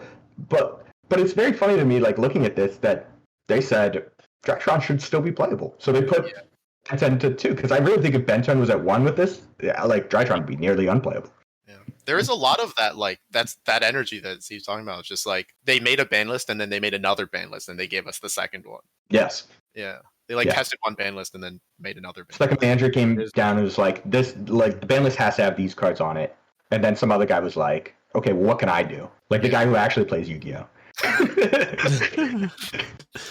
All right, so do you feel the same way about Fire Formation Tenki? Because you said that Ben 10 being put to 2 is kind of like a pity thing for the Drytron deck, the dry guys. For the dry guys. I love that, by the way. Team dry guys. Somebody needs to get your fucking friends together and be team dry guys. We call it DLD. It's Don Loves Drytron, so everybody's DLD, huh? Everyone's playing DLD. All right. Where I come from, DL means something different. But anyway, I digress. Fire Formation Tenki's at 2, which search Fractal, right? Yeah. So is that what this really is doing? Is it's like making Tri Brigade, I guess, has another card? Is it? It feels like it. It's a similar vein because the Verte being banned means you can't do the branded Tri Brigade things, which was like pretty popular, right? Like I think one won a regional like not even that long ago, maybe like a month, not even. Well, I mean, Despies have been out for a month, so less than that. Ben 10 doesn't because Ben 10 searches Ben 10, so every time you see Ben 10, it matters. Yeah, that there's 2 of them. Right. The Tenki is just a boost to consistency, where like the Ben 10 is a boost to the ceiling. I see what you mean. Ben 10, it's like malicious. Like Ben 10 gets Ben 10. Yeah, and then Ben 10 gets I always say malicious at 3 is too much. Malicious at 2 is unplayable. Yep. It's always that. It's polarizing like that though, right? So like true. if malicious was at 3 in current Yu-Gi-Oh, I think it'd be played right now. Yeah. Oh, Malicious at 2 was already played. And there was like a Destiny Fusion combo. There's a 1-card Destiny Fusion combo because they made a Destiny hero that summons itself out of the graveyard if you have another Destiny hero in there, and then it puts a banished Destiny hero on top of your deck. So you could go like, you send Malicious and that Destiny hero to summon DPE, and it only locks you into Dark Heroes, so you can summon back you can summon Malicious, and you can summon back the other Destiny hero, put the Malicious back, and then summon it again. You could do like all of this stuff. You could get to plasma DP. I love that you always know all. This is what I mean. You always know all of these. This one, like this one's a little more known. This one's pretty known. To whom, Chris? To whom? To the hero Pabel. I don't know. Where's Pabel? Why don't you find Pabel and ask him? Oh, I hate Pabel so much. I don't even know who you're Everyone talking I about. hate. It's just I hate someone I don't like. It's the generic hero local guy. Jersey's hero man. Yeah, it's Jersey's hero man. All right. Kind of sad that. Well, he's probably happy with this list, but we're going to continue with the semi limits for now. So, Pot of Desires is at 2. How do you guys feel about this? I don't know. I love it. Oh yeah. I love it. This I love makes Pot of decks more Desires. consistent, right? In general, Yes. that's what it's doing. It's just making decks Yep. more consistent. Also, I feel like I'd be a little butthurt when my opponent draws their 1 Pot of Desires, but if it's at 2, I'm not as butthurt when you open up one of the 2 of. Like, it's like, okay, that's fine. It's at 2. Also, it's something to say that it boosts the consistency of certain types of decks. It's like the type of deck that was playing 3 of everything probably wasn't doing that much unfair stuff to you, right? Versus like the type of deck that has like, oh, if I have 3 bricks and if I banish them, I can't do anything. That one is trying to do something horrible to you. Like, actually horrible. I think Pot Desires is actually one of the cards that like reinforces decks that are kind of like generally, I guess, like more fun to play against, more healthy for the game. Yeah, You know what I mean? like Like sword, Flunderies like probably- Peter Sword Cell, stuff like that. Flunderies runs this? No, they don't. Oh, shit. I only know Pot of Desires from Master Duel, and every time I see a deck that plays Pot of Desires, I go, "This is a degenerate deck." It's almost always Eldritch or some shit. They're going to just Really? They're going to set skill drain. Yeah, at least on Master Duel, I see like Skill. usually Eldritch plays Desires is the one that. Banish Make sure 10. it's the right one. Banish 10, draw 2, right? Yes. Yeah. Yeah. At least from my experience on Master Duel, like they just want to see more cards so they can set 4 traps, and it's always fucking skill drain, Imperial Order, and just I don't play today. Well, I have the opposite experience. I don't know. Like usually they play like Prosperity to just try and dig draw for the 1. Yeah, For yeah. the 1, So yeah. like in mathematically, Prosperity will find skill drain more often. Right. Because if you're looking for 1 card, Prosperity looks at 6 cards to find it, and Desires looks at 2. Listen. In my experience, I don't feel like they care what card they find. They just want 2 more cards to set. Yo, They just want 2 more cards to fucking set. I hate Kenny They so don't give a much. fuck what they are. I hate this guy. But you can't set 6 cards. What are they doing? He doesn't This is care. my cat Ozzy. He said Yeah, he that. doesn't care. He just wants to set more cards. That's all he wanted. They only play 3 monsters. He couldn't It's care 3 less. of the Golden Lord and fucking 37 traps. Yeah, That's you're the right. deck. You're right. All right. How do we feel about Trickstar and Light Stage going to 2? Wait, what was this before? I want to shout out my friend Julian Lipoff, star of the YouTube channel Big Game Home Video, because shit. he plays Agent, and this card is Agent support. Is that what it is? It's a fairy extender, yeah. So every Trickstar is a fairy. Activating Light Stage summons like 3 fairies if you really wanted to. So wait, And- what was this at before it was semi-limited? 1, it was a 1 before. Oh, they put this shit to 1. Trickstars are actually a very scary set of extenders, and then the field spell automatically gets a back row every turn for free. So just like, Yes. yeah, so It it's a very locks scary it card. and then it pops it at the end, right? Yep. Yeah, that's a Life Stage is crazy. Light Stage is a very, very good card. It searches on activation, right? And then it locks a back row every turn and pops it if it's not used until the end. Like, it's just a ridiculous card. Trickstars are the searches- ones where they burn and gain 200, right? Or That's they just burn. They They just burn you for stuff. Yeah. Oh, If thought you, they if you find do the stuff, game you get as burned. well. Yeah. But like just in general, like one of them's a fairy that when you summon it, you add another Trickstar, and one of the Trickstars when you add it, it specials itself. And one of the Trickstars is Cyber Dragon, but like it's only if you control no monsters you can special summon this Trickstar from your hand. So it's just a very good fairy extender, and agents are a new deck that there's a new agent deck with new cards that has a bunch of things that just need you to have 1 more fairy on the field. So So it matters. It matters, Yeah. is what you're saying. it does matter. Terraforming still at 1? Yeah, Yeah. Terraforming's at 1. Okay. All right. Yeah, and the agent deck is actually pretty good. Yeah, That's interesting. Maybe this will top the next YCS because Light Stage is at 2, Terraforming is at 1, Set Rotation's at 1. Yep. Mystic Mine is still at 3. Mhm. You see where I'm going with this? I sure do. All right. Okay. Wall of Revealing Light. How do we feel about this? I don't know. I kind of don't know. I had to read it. I had to read Wall of Revealing Light Jeez, again. don't tell me you're fucking born after the year 2005. He knows all of Pavel's hero lines or whatever. Wait, the I'm I'm sorry. sorry. Like, There's Is still last a Wall of turn? Revealing Light combo. Is last turn legal? No. Okay, No. well then I don't care. Okay, so here's my theory. I said this today to Gary. I said that Konami's goal, I heard this rumor years ago that Konami's goal is to pretty much get everything off the ban list right? Because a lot of over time, cards become so fair. Like look at Yatagarasu and all these, like Time Seal, Yatagarasu. These cards, they used to be very unfair. They're pretty fair now, if we're being honest. Like, so their goal is to kind of remove everything from the ban list that they can, and when they can't, they errata it. I think Last Turn is one of those cards that when it eventually comes off, it will not have the same effect. It's got to be errated, right? Yeah, I don't. Last Turn is so stupid. Yeah, I don't think it'll come off the ban list without being changed. It's funny because you brought up that theory. Is like because we all said that I think when Snatch Steal got off the ban list, and we were all like, are they like going to just take everything off the ban list at some point? Yeah, the second they banned it, I was like, oh, I guess not. And now here we are. But they've been doing some wild shit. Like they unbanned Imperial Order for a long time, which I just did not see coming. At least that one got errata, kind of, which was still not a real errata. It wasn't, because every time I seen Imperial Order flip, people were sick. It was such an annoying it was card. sick the whole time. It was never like, oh, this card's old, it's only okay now. It was always just like, oh my god, it's for the same reason. Honestly, every time I've seen Imperial Order get flipped, when it was played for the years that it was playable again, it was game. Like it was fucking game. And people are like droplets and they're like chain Imperial Order. Like what the fuck? Like why? Like and you can't play around a 1-up. That's what makes it so toxic. So when they have it, they just have it, and you just have to hold that. Yeah, like cards like Confiscation, Forceful Sentry. How do you bring those? Like how do you errata that card? That's a good point. Like Confiscation, Forceful Sentry. Just bring it back. Your hand. Get rid of your hand trap. Bring it back. That's what they're doing with this one. Forceful Sentry is just like, you know, I lose the Ash Blossom. Oh, I take it out of your hand. Okay, now I play. Okay, I guess what they would do errata is make them random. I guess that's fair. They just make them random, Kenny. They just be like, Forceful Sentry says, select the random card on your opponent's hand, put it back in the deck. It's revealed to both. It's revealed to both players though, so it reveals it and then it puts it back. Yeah, and then you draw one more. Do you still get to look at their hand? You get to look at their hand, and then it's still a random card, or you just never get to look at their hand? That would be interesting if you looked at their hand and then it was a random card after. Now, granted, I still don't think this card is good, but that would be interesting because I do think a lot of the times the information gained from knowing your opponent's 6 or 5, actually 5, the information gained is a lot of times more powerful. Like in Edison format, for example, when I trap Dust Street people, sure, putting a card back is really good. There are a lot of games, though, where it doesn't matter what I put back. The fact that I know your exact hand, your exact 6, because Trap Dust Street's a trap, so you actually see 6. But the fact that I know your exact 6 often is just game, because I just play my cards in a way that counters your exact setup. Nowadays, though, that would just be called by the grave with less steps. Yep. Yeah. Also, I don't know if you know this, but tournament rules got updated in a very bad way that made everyone stop playing Mind Crush.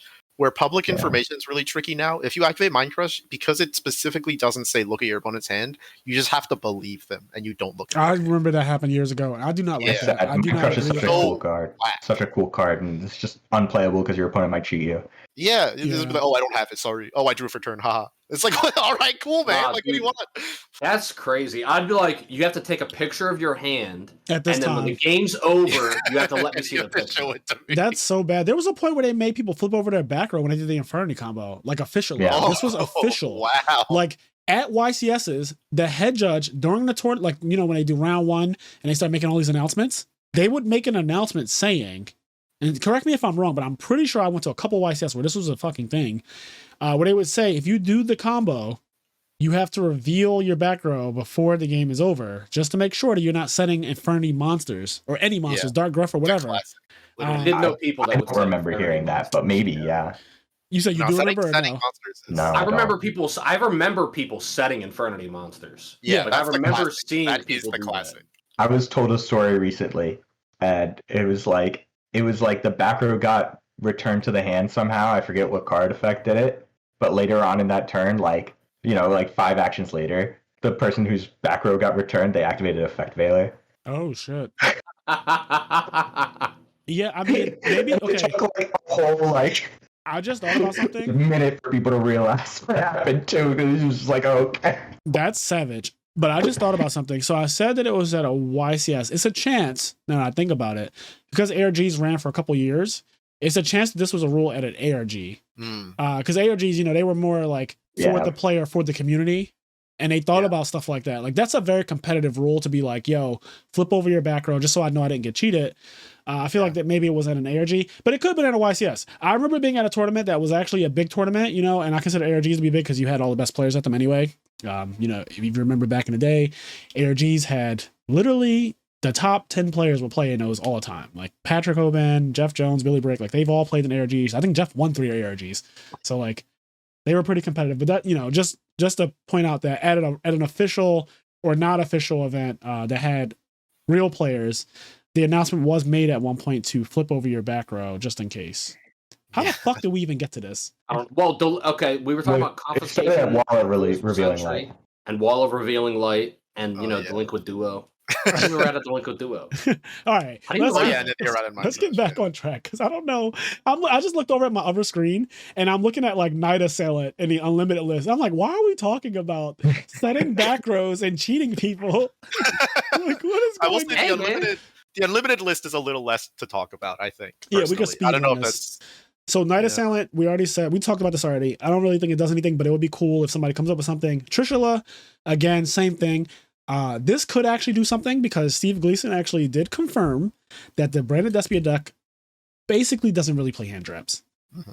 And if somebody comes up with a turn 1 deck that just like loops your hand away, which is very possible, that would be annoying, and then everyone will have to side deck for it. So maybe you should side something for that going into Hartford. Oh, at Philly Regional last weekend, I got the weekend before last weekend, I got hand looped. Someone hand looped me. With what?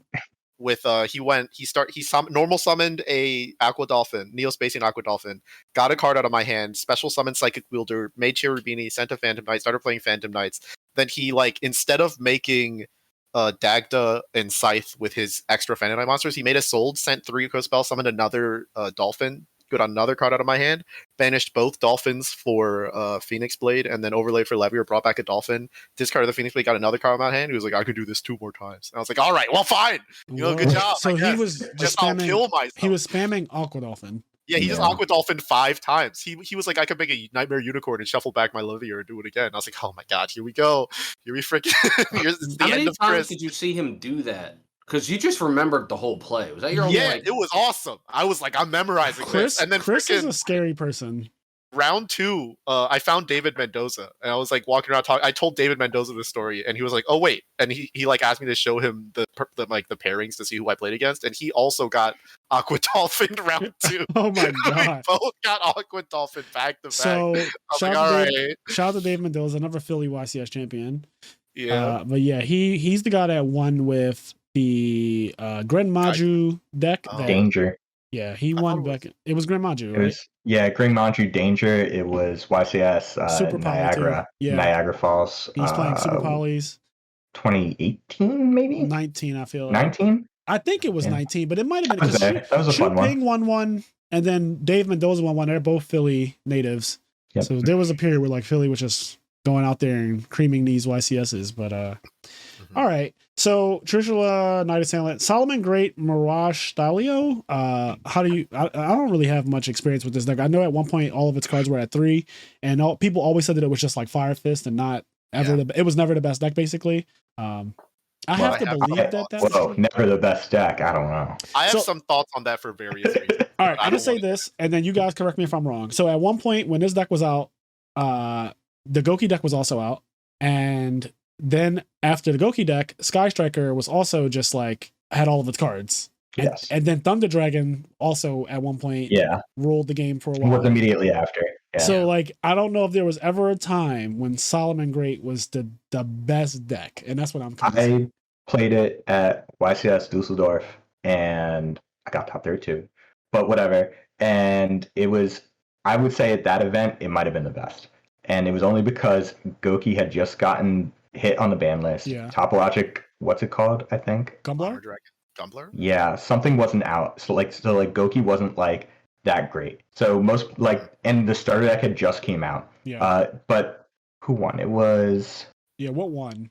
Not that matters. It was I know Din Kabui got 3rd with the Orcus deck that was doing what's it called on your turn? Azathoth on your turn. But the Solomon Great one? No, it was Orcus. All right, so no, it did not. It did not. No. Okay.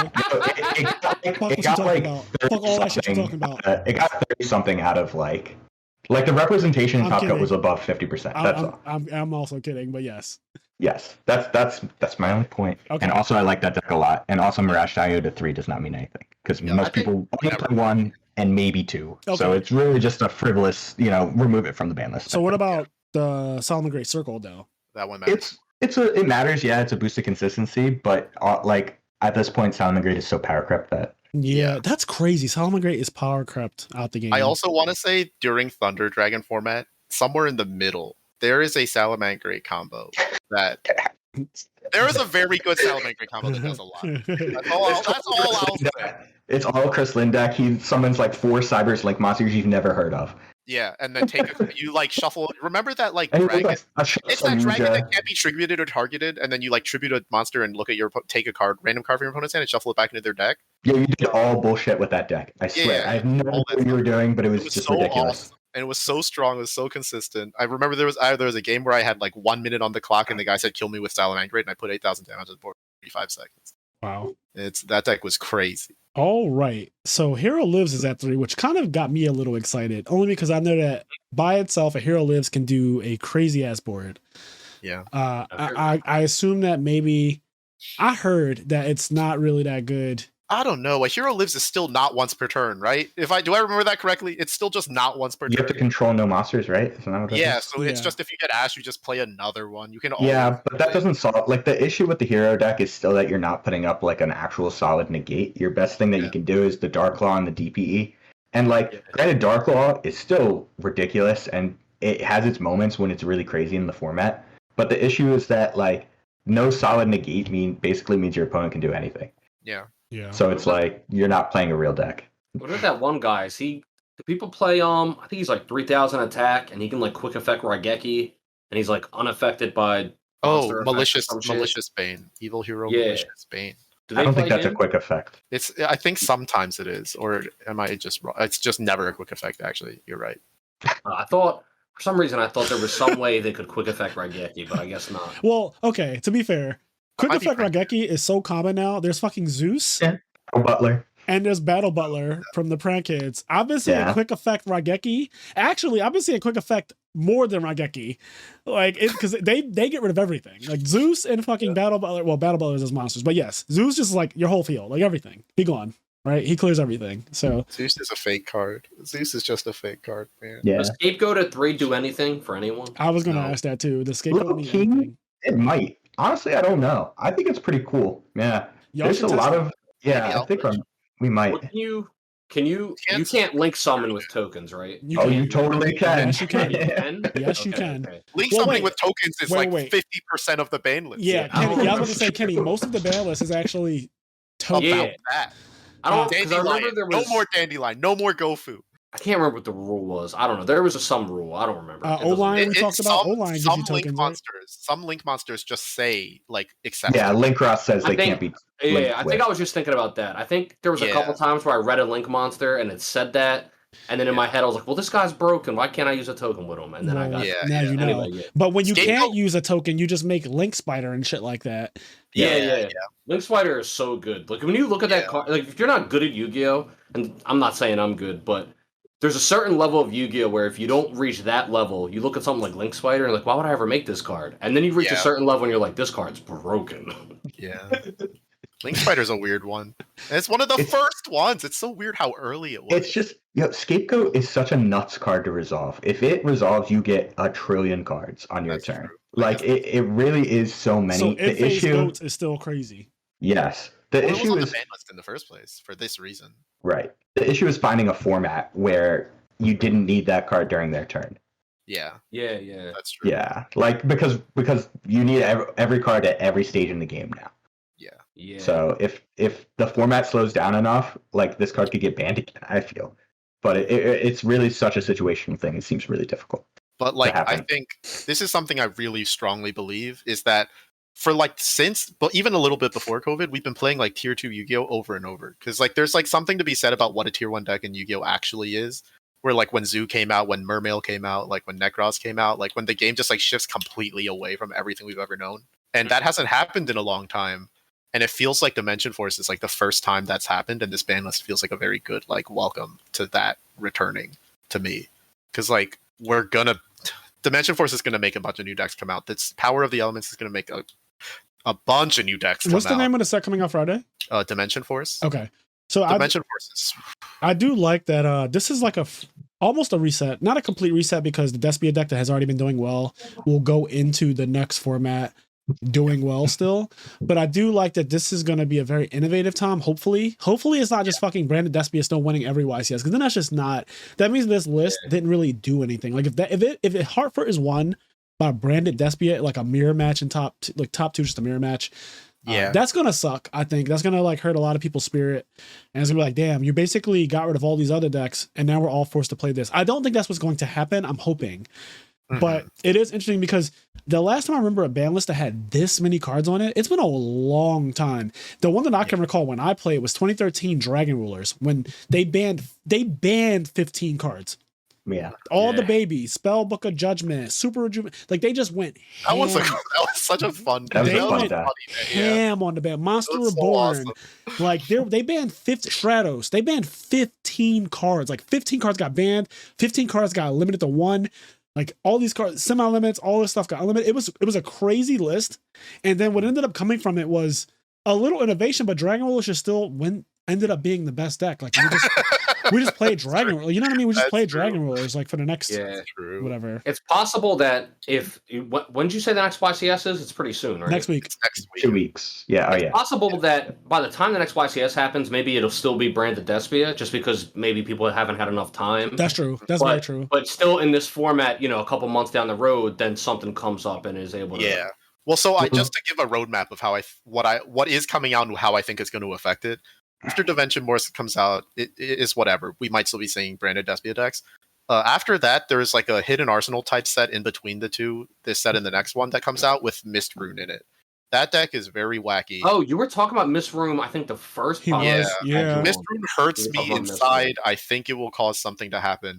But in the OCG, by the time Power of the Elements comes out, Despia is actually gone in the OCG. It just vanishes. Power of the Elements erases everything with its massive presence. And then after Power of the Elements, a set comes out. The set after that is called Darkwing Blast. And if you can imagine what deck they're making in a set called Darkwing Blast, it's like the 8 best Blackwing cards you've ever seen in your life. I read all of them. It's awesome. I laughed. I said, imagine, there was this one card. I said, imagine this shit in Edison format. It was so ridiculous because Edison format has synchro summon with your deck. Yes, that's literally what. There were so many ridiculous cards for Blackwings. Now, granted, I was like, in current Yu-Gi-Oh, these cards are kind of trash, but like, I think it's not actually. In Edison format, they would be tier 0. Like it would just be tier 0. I think the Blackwing deck becomes tier 1-ish. Tier 1-ish at least. Even right now, there's a weird thing. Basically, there's a Blackwing monster that's level 6. You can banish, if you control the monsters, you can banish a Blackwing monster in your hand other than this card, and then activate Black Whirlwind directly out of your deck, and then normal summon it. And it's 1600 attack. And the normal summon is not your regular normal summon. It's an additional. God, this is so much. That's just a card that deck has. And it like that card, it's very weird, but I bought 80 of them. Regardless of the fact that I bought 80 of them as soon as I read those Blackwing cards. All right, well, you heard it here first. There's been a buy. 80 hyperbole, or did you buy 80? I have 80 of them in my hands, but I think Blackwings are going to be good enough. I think they're just going to be good enough. I don't know if they're going to be the best deck, but it would be cool to see Blackwings top in. You have to admire when he puts his money where his mouth is. All right, that's good. Yeah, don't just say. I believe you can't just say shit. You gotta put money on it. Get to very good positions. They get to very, very good. They have a towers that they can make very easily.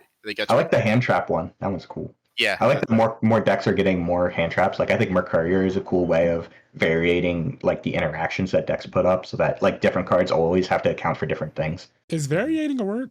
Maybe. I don't know. Whatever. You knew what I meant, right? I know exactly what you. I know exactly what you meant. I was just being an asshole.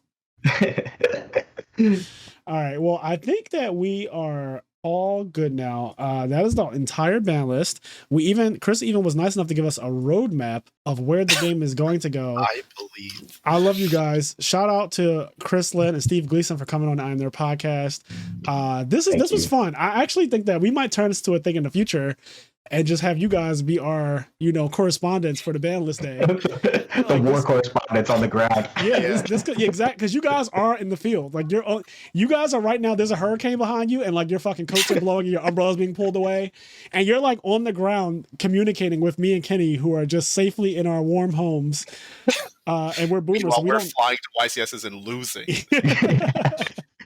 I don't know what is going on in current Yu-Gi-Oh! Really, so I need people like you to come in and just let us know the 411. Give us the 411. Before we go, Chris, and I don't remember if you said Steve, do you guys think you're going to play Change of Heart? Both I of think them Chris, you said they sided. Yeah, we're both Yeah. citing it at least, I think. Yeah, I like because I mean, mind control is limited, right? Would you play 3 mind control if you could? Do you know what I mean? Like, and now it's always going to be, would you play Change of Heart and then the mind control? It's like, Yeah, Wait, yeah. is my control limited right now? yeah. Yeah, you Okay. can run one. So, So I it's mean, not. It's like if yeah. mind control is good, Change of Heart is good. I like just- it'll always have a place for sure. I just want to end this by I want people to make sure they still put respect on Change of Heart's name. Like, because I did see people saying like Change of Heart, whereas like I do think Yada's not as good as it used to be. I think Change of Heart is still Change of Heart. I don't understand how they can think that. When they put Snatch Steal at 1, everyone played it, immediately became a problem, and immediately got banned again. And this is not that different of a card. Yeah, like Why? How can anyone remember that and be like, oh, Change of Heart's not that good? It's like, no, it is that good. You're insane. well, you can- I mean, mind control just got limited. It's like you remember how ridiculous like mind control take that. It's like okay, mind control take that, and you're like, are you kidding me? All right, make a link monster with your 2 monsters. It's like, oh my god, like, what is happening? Yeah, leave me alone. I do like that you can just immediately go Change of Heart attack, like because like you get your battle Yeah. phase, and I think it's understated how important the battle phase can be going second. I think it's pretty understated. Like I can clear some of your negates, right, by just going brain control. That can either get negated, right, because you can just negate Change of Heart. So that baits out, it's like any other card that baits out a negate at that point. And if you don't negate it for whatever reason, then I just attack over your other guy. Like, you know what I mean? Like it gives you things to do. So this is again speaking from the mindset of somebody who does not play currently at all. I have no idea. I know a lot of you people do not play tactics talent, triple tactics talent. So we'll see though. They are not the same card. Like Yeah, No, they're but not. you're right. I mean, like, I don't mean to insult Duel Links, but from the perspective of designing a version of Yu-Gi-Oh that works on a phone and requires a little less skill and like thinking, taking the main phase 2 away is gigantic for making the game easier. Main phase And 2, a lot of games are 1 in main phase 2. Yeah, A lot of games are 1 in main phase 2. So I mean, Pancratops is limited for that same reason, right? Like it's crazy to just go summon I love attack. fucking Peng. Right? He's Like, the summon shit. attack. It's 2600. This is gigantic. Like do something to it. yeah. It's crazy, and like Change of Heart can work in the same way. Pinkertops and Cyber Dragon do the same thing in their respective formats. Right? Kind of. So it's like, here it is. No, entirely. Look at him. He's big. He's so big. sick. All right. Well, thank you guys so much. If you have anything you guys want to shout out, feel free to do so. The floor is open. Yeah, I mean, I want to shout all- out React. I got this good friend named Hey. Chris Lynn. He's making a board game called React.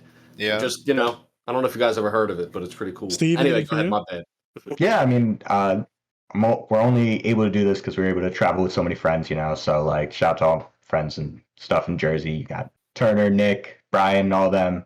And Yeah. Jake. Prodigy Games in Lindenwold, it's a new local. David With Barnes, shout out to him. Dave Barnes, yeah. Yeah, So- I know all those people. Obviously, people listen to the podcast. You may not know, but yeah, we have a whole Jersey crew. So shout out to the whole Jersey crew. I just call you guys the Jersey crew. I've been calling you guys the Jersey crew for 20 years. Yeah, shout out to all of you guys. This was really fun. I really enjoyed being able to talk about some Boomer Yu-Gi-Oh, like Yatagarasu. I played when Yatagarasu was legal. Damn. Ju- That's crazy. Like I was, missed that format. I was a duel. So just if you guys don't know my age, I played during Yatagarasu. Now, granted, I was a kid and I was terrible, but I owned a Yatagarasu and I Yata locked people, adults, and it was really fun. I have been Yada locked by Steve Silverman. Steve Holy Silverman Whoa, has Yada locked me. that's broken. I used to get Yada locked at locals as a little kid. They would do CED, Call the Haunted, Sangan, and then normal summon Yada, and I'd be like, "Are you kidding? What do you mean I can't Same. draw? I don't understand. I've Same. lost." Thanks, Steve. One of the funniest things about Yata locking someone is back in the day in 04, when I used to do it, people would not scoop for whatever reason, right? Like No, they- this- Yeah, because you're going to deck out. so I would You ain't play killing me people with and they would 200 have attack. like 3 or 4 cards in their hand, and I attacked them with Yata and tell them they can draw because they reach for their deck and me like I'm like go, and I put the Yata back in my hand. They go for their deck. I'm like, oh, you can't draw, and they're like, wait, what? And then I give them Yata. They read it, of course, and then they go and trigger warning. They go, that's gay. And this is 04. This is 04. They go, that's gay. And then they look at their hand and they say pass. And then I get confused because the little 12-year-old, 13-year-old me would immediately think to myself, if you didn't put a card on the field and you didn't make a play, I'm going to do the exact same thing. So it takes there's like a period of realization for them where you go draw, summon it again, attack, and they're like, all right, what am I at? And I'm like, you're at 76. I attacked you with this twice. So you're at 76, and I'll put it back in my hand, and they can't draw. They look at their hand again, and they're like, all right, well, you can't kill me. And I'm like, okay, let me explain something. I am going to do this until I draw a light and a dark monster and have 7 cards in my hand. When I get to 7 cards, I'm going to be forced to discard a card. I'm going to discard a light 1 turn. I'm going to discard a dark 1 turn, and then I'm going to summon Chaos Emperor Dragon, and I'm going to be attacking you for 3,200 every turn. And the game's going to end before I deck out, because I know you think that I'll deck out before I attack you with this monster 40 times. That's never going to happen. And then they're like, we'll do it then. But it might. Yeah, they're like, we'll do it then. And I'm like, okay. And then eventually I draw BLS or Chaos Emperor Dragon or both. And I discard light and dark on my end phase when my hand gets too big. And then I'm like, draw for turn, something you know nothing about. Summon Yada, attack. Goes to my hand, discard a Shore Priest. Go. Draw for turn, something you still know nothing about. Attack with Yada, discard Breaker the Magical Warrior, pass. Draw for turn, summon Yada, summon BLS, 32. So that was back then. That was a really fun time for me. I've always enjoyed being kind of an asshole when I play Yu-Gi-Oh! Like I said, I used to play Frog FTK, and I would win game 1, and then game 2, when my opponent is side decking, I would tell them, you win game 2. I'm just going to go first again. So things like that have always given me joy to not let people play. I think it's fun. But even if you never drew BLS or something for whatever reason, like, it's not like you're not going to, like, what if I don't summon Yada 1 turn? Okay, I summon DD Warrior Lady. Like, now you got to turn the draw, but like, are you really going to do anything with that turn? Nah, because like at that time, you remember Monster Born was legal, Premature Burial was legal, Calling Home was legal. You're going to summon another monster at some point, and they're just being they were just being a ridiculous being because like people were just stubborn, but especially in 04, like the knowledge. YouTube wasn't really a thing like that. Well, yeah, Yu-Gi-Oh's still early. I'm surprised there were adults in the game. I'm surprised there were adults that decided to play Yu-Gi-Oh. Oh, there were a lot of them. Gus played. Gus, when I first played Yu-Gi-Oh, Gus was one of my first opponents. Like, he was one of my... Really? Yeah, Gus is one of my earliest opponents, and he's 10 years older than me. So I think he's 10 years on a dot. Like, wow. So if I was 12, he was 22. That's if I was 13, he was 23. So yeah, Gus, just for example, right? Like, he's not the only one. Mm-hmm. Yeah, I remember when I was playing at AU when I was super young, there was this couple that would go there that they were married, and I remember they were like, they had a tattoo of their ring on their ring finger instead of like having a ring. Yeah. They had like a tattoo of a ring. I think that's and then they would go there with their kid, but like the husband and the wife both played Yu-Gi-Oh, and the kid played Yu-Gi-Oh. Yeah, that's actually cool. A whole family that plays Yu-Gi-Oh. Yeah. Honestly, if I had a kid, I would do that. Like, I would. Do that. train him to be the Dragon Duelist. Yeah, the best Dragon Duelist that ever lived. And then the Rocky music can play. I would name, if it was a girl, I would name her. I would name when they want to play sports. If it was a girl, I would name her Daenerys Targaryen. Jesus Christ, the whole thing. Yeah. It's the exact opposite. It's like you raise them playing Yu-Gi-Oh, but I just want to play football, Dad. It's like No. See, no. These ultra You shuffle these cards. The idea of my kid trying to play football is hilarious because they're on their own. Dude, I do miss old Yu-Gi-Oh where you would go to a local. This happened. I remember a kid had the head of Exodia in his deck, but like just the head. I remember that too, and it would be unsleeved. It was unsleeved, right? It was always unsleeved. Heck yeah, man! That's it was unsleeved. It was first edition, and it was unsleeved, and it was mangled. It was indeed unsleeved. It was fucking mangled. This kid's Exodia, it was not mangled. I remember it wasn't mangled because I just remember it wasn't. Well, I'm just saying, I had a kid at my local that also had a head of Exodia, first edition, ultra rare, Legend of Blue Eyes, and that shit was dicked on. I just know that kid got juiced out of that Exodia. That's all I'm gonna say. For sure. So. I mean, that Exodia, I think a first edition Legend of Blue Eyes ultra rare Exodia head is probably worth $1,000, if not more now, depending on the grading of it. But that's Yu-Gi-Oh for you. Anyways, this is like the post-podcast that we're doing. So if you guys have stuck around to this point, shout out to you. But anyway, we're ending this here. As always, say, do the things that make you happy, including Yada locking people. Goodbye. Good night.